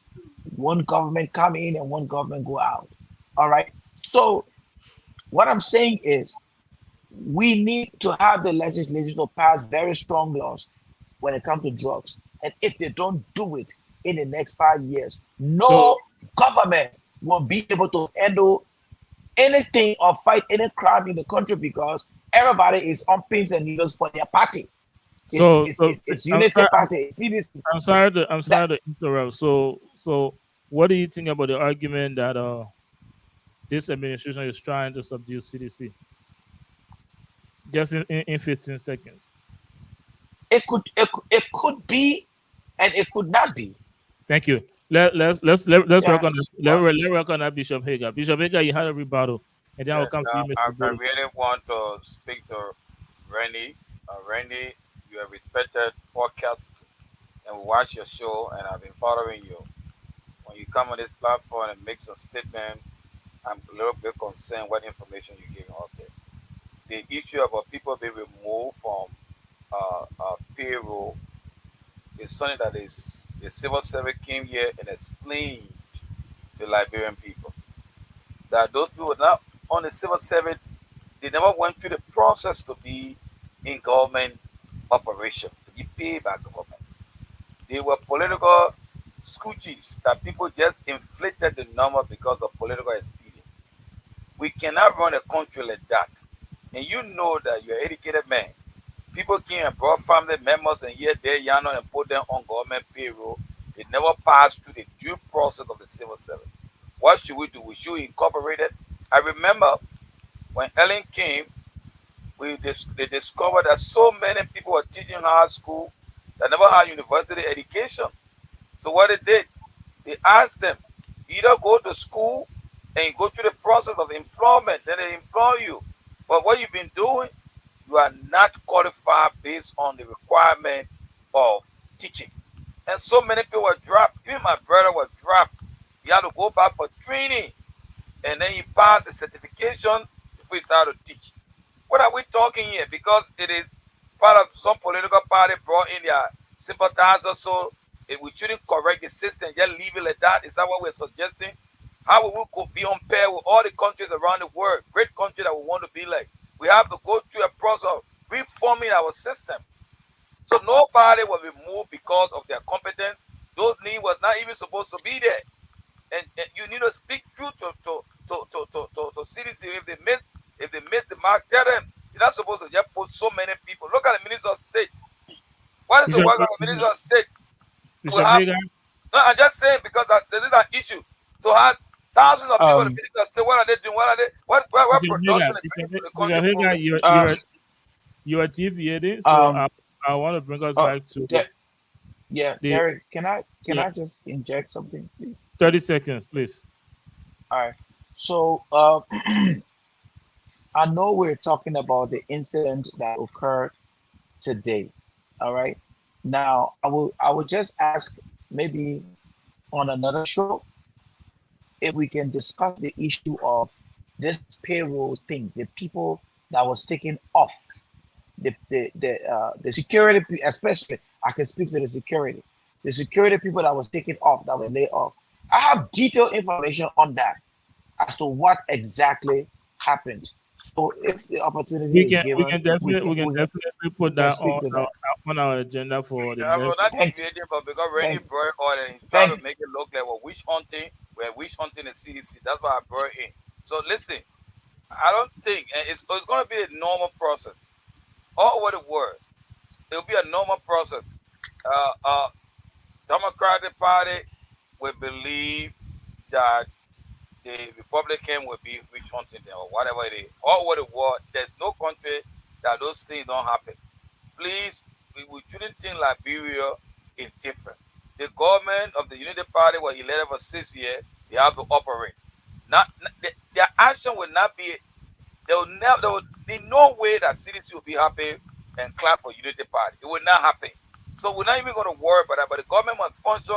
Things will happen. Yes, they will make some mistake. They are human. They make some mistake. They can correct. President Boaga have made some mistake. He corrected them. So that one will have check and balance. The court has said something, and we're ready to listen to that. But the government must function, and that's it. You have to listen. Please, let's get a police officer. If you want the show to be credible, let's get a police officer and hear the police side. Because what I'm hearing, the police were literally impeded to do their work. People attack the police. There are police officers right now at JFK. Why you're not talking about that? People wounded police officer today. You're not talking about it. But you're not talking about CDC headquarters was invaded. What happened to those people that impeded the police? So anybody in Liberia had a right to impede police operation? Even if the police never have a raid, you can't stop police operation. You can go to court, but you can't attack the police physically. We gotta stop that. We're gonna break the country down. We want to make the country lawless. So call police officers. They can't give their side of the story. They start talking about why they invaded CDC. If they invaded CDC, the court can address that. If any damage, the court can address it. But let's talk to the police officer. Let's find out from their side what happened that today. So what do you make of ANC condemning that incident, condemning the Liberia National Police response to that That's the incident? work of the ANC. They always have condemned. The TDC that they were condemning, that's the operation of ANC, their opposition party. They think they will be happy. They will not be happy. They're right. We expect their view. That is the political culture. We accept it. That's it. ANC, yes, they can condemn. We don't want, nobody wants Liberia to sing the violence. Nobody's not in anybody's interest. But one thing we need to understand is that that country got to go up. We have to establish the rules of law. Nobody have the right, and people need to hear this and hear very well, that nobody, nowhere in the world that you can attack police officer. In Africa, you will be shot dead. I'm telling you. Thank you, bro. Thank you very much, Bishop Hagar. And Randy, Mr. Randy, your name was mentioned, so I'll give you the opportunity to rebuttal if you have any. Yes, thank you very much, Darren. I don't know in what capacity the gentleman who just spoke, I don't know in which capacity he is speaking, but for me, I'm only here to speak facts because facts kind of trample upon opinions. Everything that I lay out as far as the President Walker government activities since coming to power, what they have done, are things that every social media participant, has seen over the past month. It's not something that I'm making up. I'm only giving you statistics. And there were no given time that I limited myself just to the payroll issue. I mentioned that there have been other areas within the government sector where people have been purged. I used the word purge, and I didn't say people were taken out of payroll. So I think it is important that when we are speaking here, people need to take note, like myself. You see my pencil here, I'm taking note just to make sure I allude to what people say rather than people just trying to custom my words just to please themselves. What I'm trying to say here as far as the Walker administration go, and I want to thank the brother for at least acknowledging my show, but I think what he need to say more is, I don't pick side. I supported the CDC, but there's no one on here that ever saw me on a platform supporting CDC 100%. Today, I will even welcome on the platform to my greatest surprise because it's been almost 3 years that I don't come on other platform because the standard that I'm trained in this country is the standard that I would carry throughout my life, even in Liberia. And I find it very difficult for many Liberians to work with me because I am not biased in my decision. If President Weah is wrong, I will tell him he's wrong. If Honorable Walker is wrong, I will tell him he's wrong because I believe in my value. I believe in the principle I'm guided by.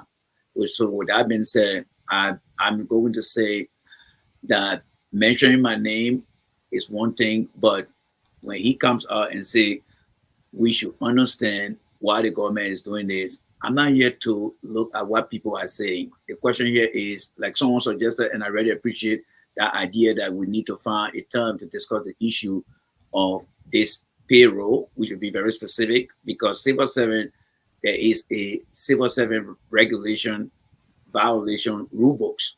Those who came into the temporary position in order to dequalify them, there may have been a consent of agreement based on what the rule says. And they come in as temporary worker.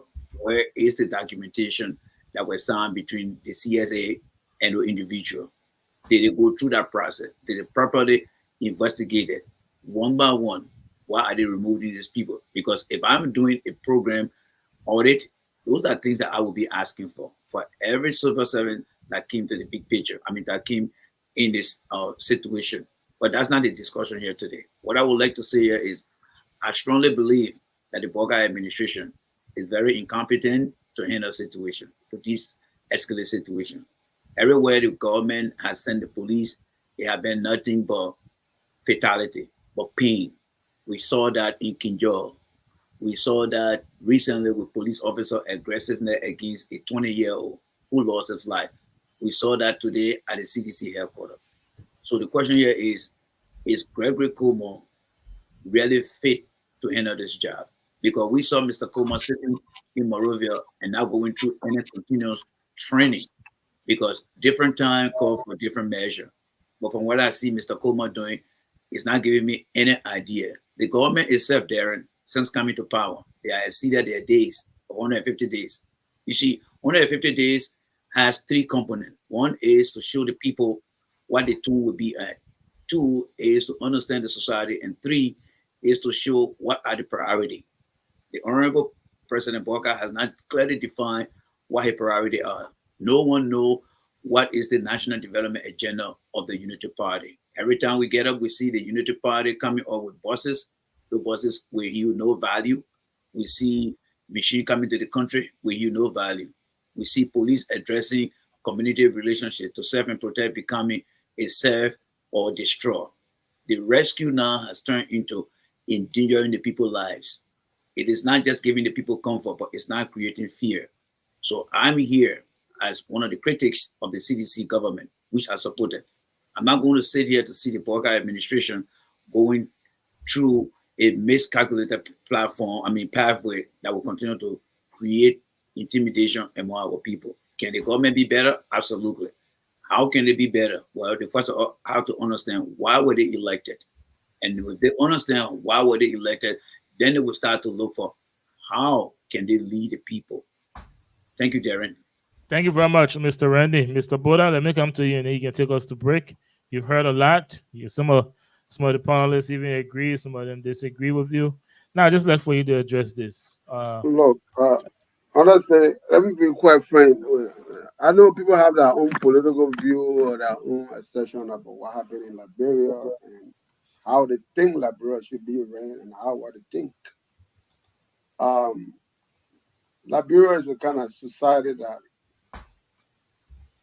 many all know that society is destroyed. The people don't understand what government is, first of all. They don't know what law enforcement is, got no respect for civil society. So maybe many are forgetting when we're talking on these things, issue about Liberia, the violence, the context of Liberian behavior at the moment. We have to take a deep breath and look back. We're not in America. You know, even in America we're in, we find a lot of things happening every day that sometimes we also question. And like I said, with the incident today or happening with the CDC environment, nobody wants government, police to go and raid another political institution. But that is not the situation here. I think with the situation that happened in Liberia, the government did not go to the CDC office. I know Gregory Coleman and his police officers should know better and they know better to just go raid CDC office knowing what the implication would be when it comes to our political arena or political community environment. So let's look at the issue. Let's look both sides.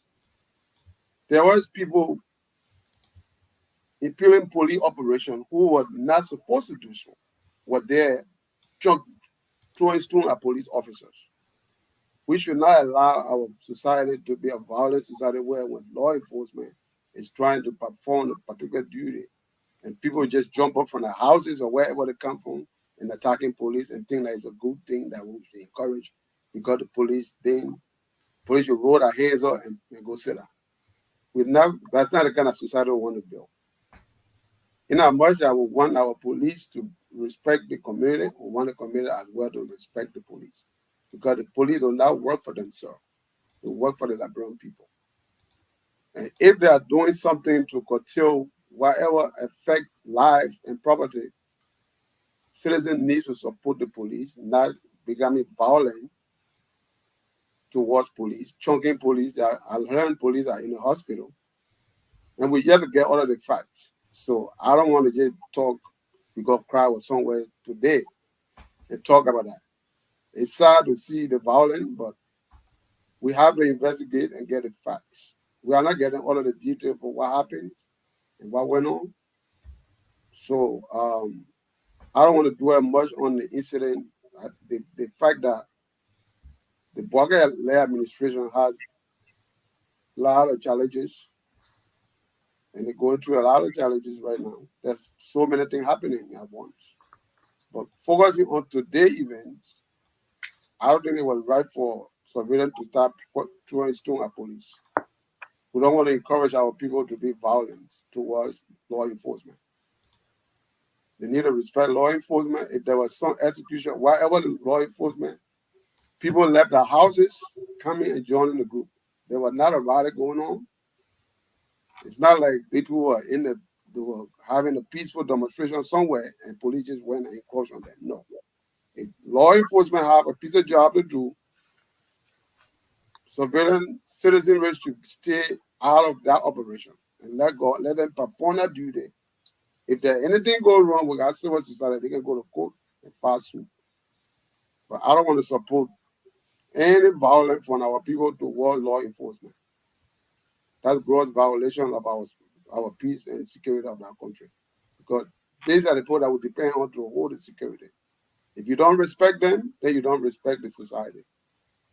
That's why I will speak to that. Thank you. Thank you very much, Mr. Martin Boda. Guys, if you're watching us, this is episode 8 of season 6 of the Hard Zone. We are at the very, very end. We will take our final break on this episode, and we will come back. We'll ask our panelists to give you the closing remark. Hey, Darren, by the way. Yes. No, I just wanted to just chip in with something Mr. Martin said, if you don't mind. If you don't, can you add that to your closing remark? Sure. Thanks. Thank you. But let's take a break. We'll see you guys after the break. Attention all organizations, NGOs, and social clubs in and out of Liberia. Are you tired of relying solely on social media to run your operations? An effective web platform is your most important marketing tool. And that's where Tiamat.com comes in. Hello, my Liberian people. My name is Sophia, and I want you to consider this. 53% of consumers do online research about an organization before talking to someone from that institution. That means not having a website could be costing you opportunities. Step up your game and establish a professional online presence. Introducing our web platform, designed specifically for 501c organizations, small businesses, and political organizations, social clubs, etc. At Tiamat.com, we understand how important it is to make a great digital first impression, which is why we offer you all the help needed to develop, maintain, and host NGOs and small and big organization websites by giving you a full suite of services that includes automatic billing for members, membership and visitor portals, first-class design and functionality, and much more. The best part is, it only costs $20 per month. Upgrade your image today with our customized web design services. Visit www.tiamat.com to get started. This is a Liberian-owned business. Introducing Suku Express, shipping from the USA to Liberia, offering pickup services from Maryland, Pennsylvania, Delaware, New Jersey, and New York. Suku Express is very reliable, efficient, trustworthy, and seamless. U.S. warehouse and loading dock is at 54101 Tacony Street, Philadelphia, PA 19137. Contact 267-987-6821 or 267-437-6463. Then in Liberia, at Dry Rice Market, Bannersville Road. Contact 0775-245-666 or 0555-594-53. Hey, this is Grace, the CEO of the founder Suku Express.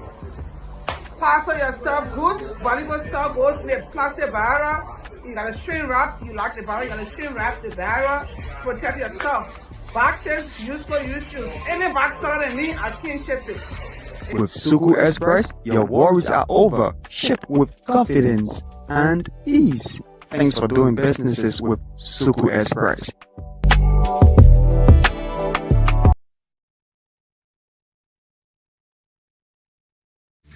Maintaining your vehicle can be a major investment. That's why here at Brothers Auto Care, we pride ourselves on providing professional and reliable auto care at affordable rates.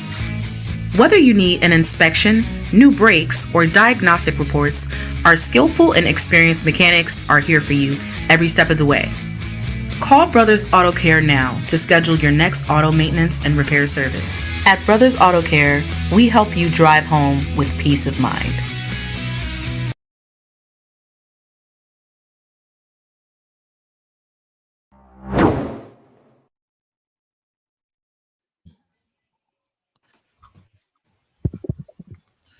Welcome back, ladies and gentlemen. If you're watching us, this is the Liberia Radio and Television Network bringing to you episode 8 of season 6 of the Hard Zone.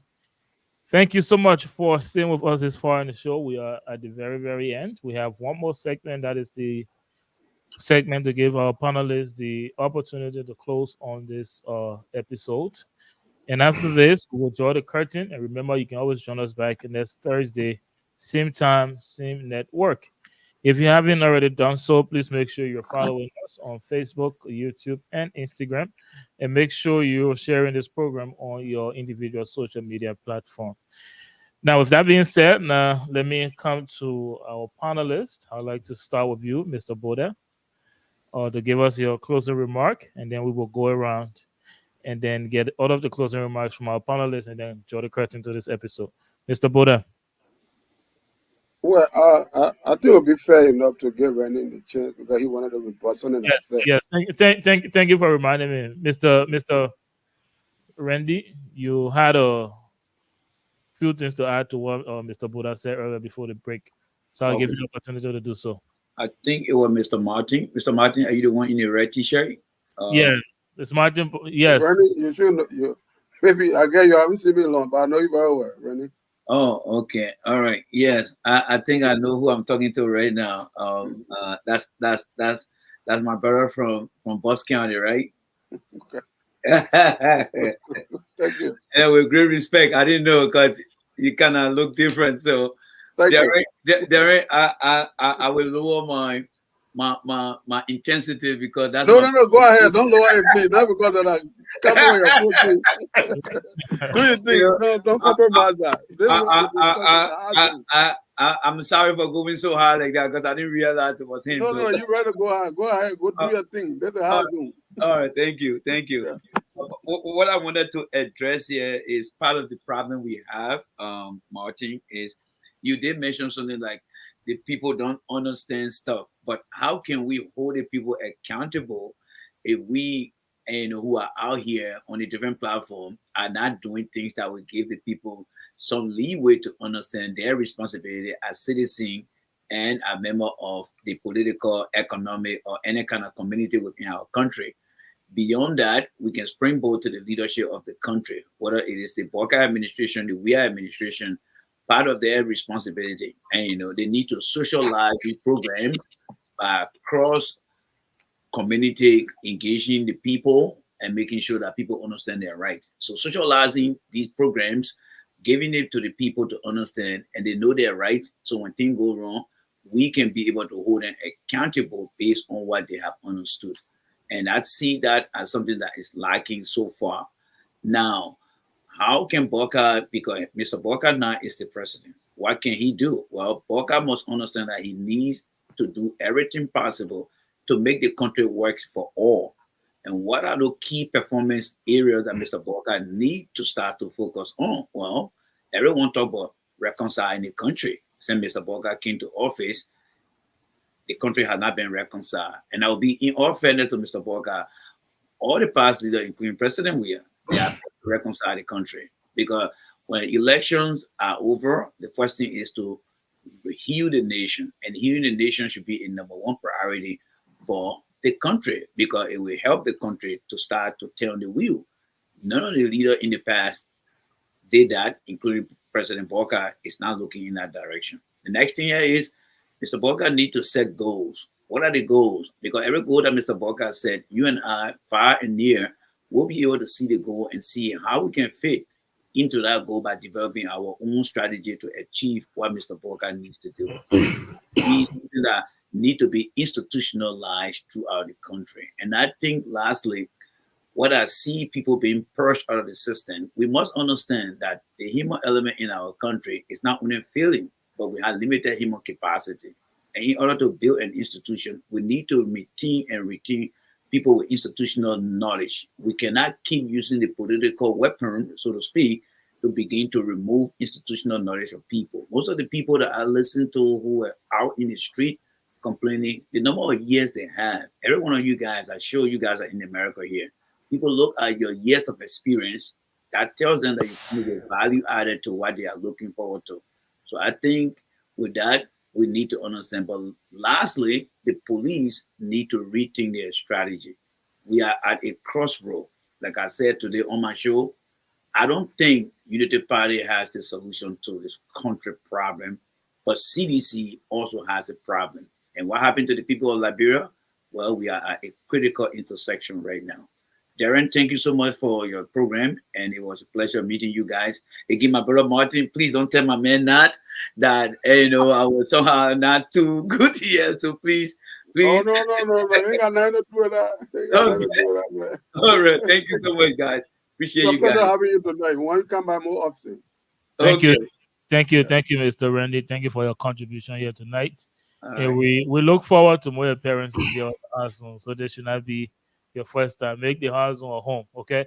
Thank you so much thank you for your appearance here tonight. All right. Let's get your closing remark, Councilor Freeman, and then we will take you lastly, Mr. Bowden. Well, I don't have a whole lot to say except that what unfolded in Liberia today is highly unfortunate. The Liberian government, the Liberian police need to be mindful.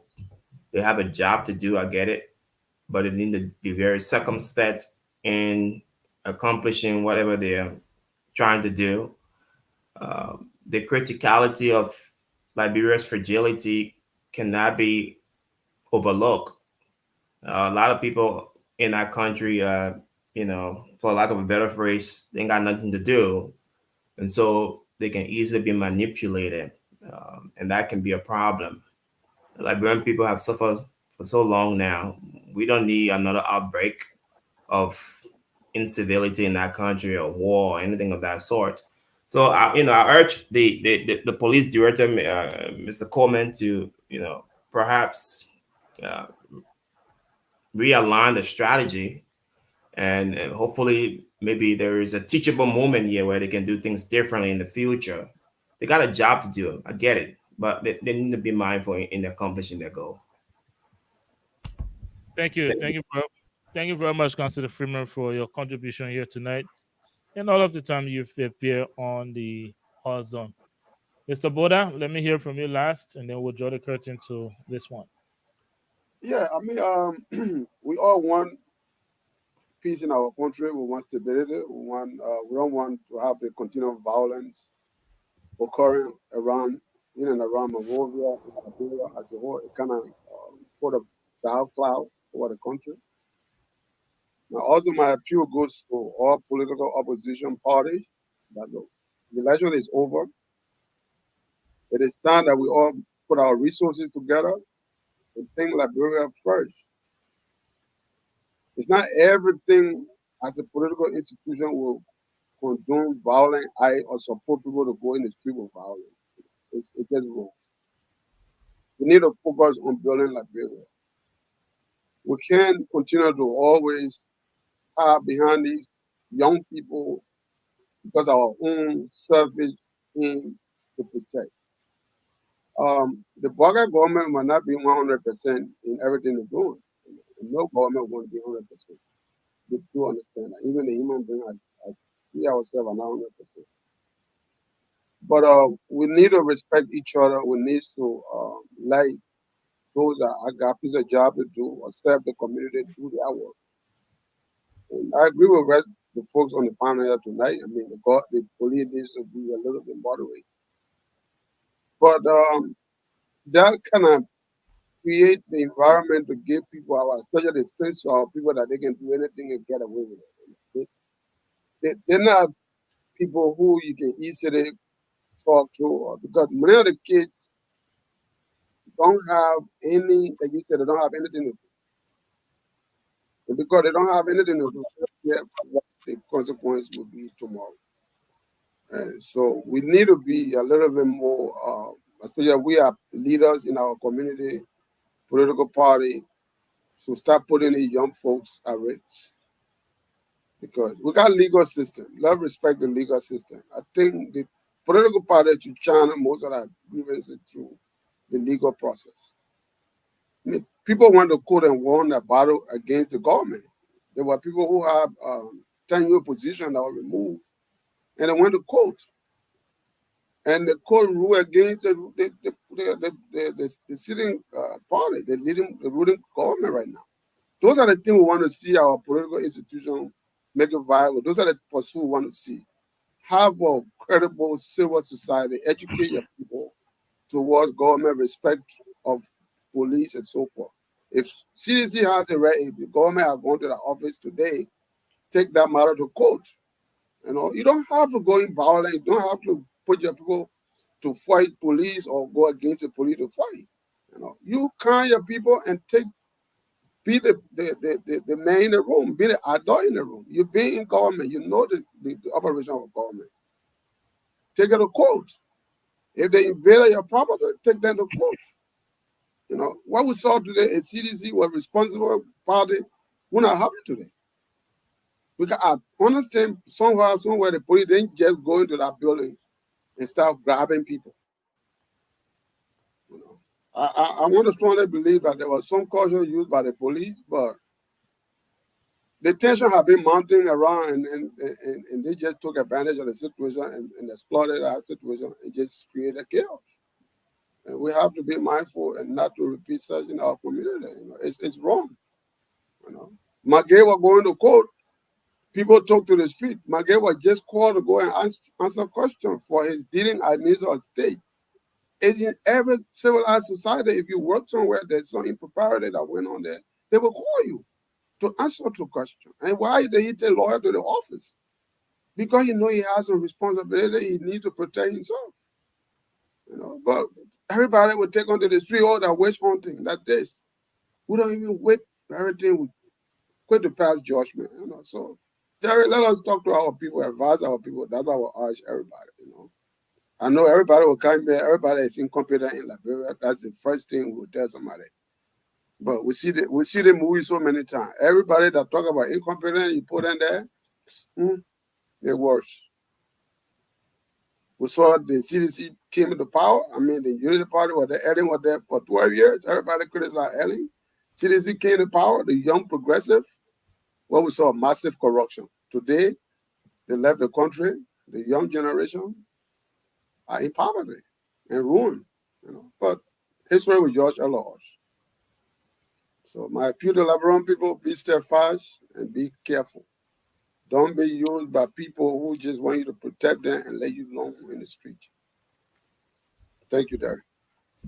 Thank you very much, Mr. Boda, for your contribution here tonight. And as always, on the horizon.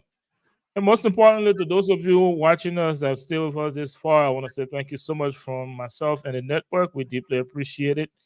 It's been a very, very interesting show here tonight, but this is where we would like to draw the curtains. We will be back here next week, Thursday, same time, same network. My name is Derek Yale, and I'm humbled to serve as your host, to have served as your host tonight. Again, until next week, Thursday, until next time, please do have a pleasant good evening.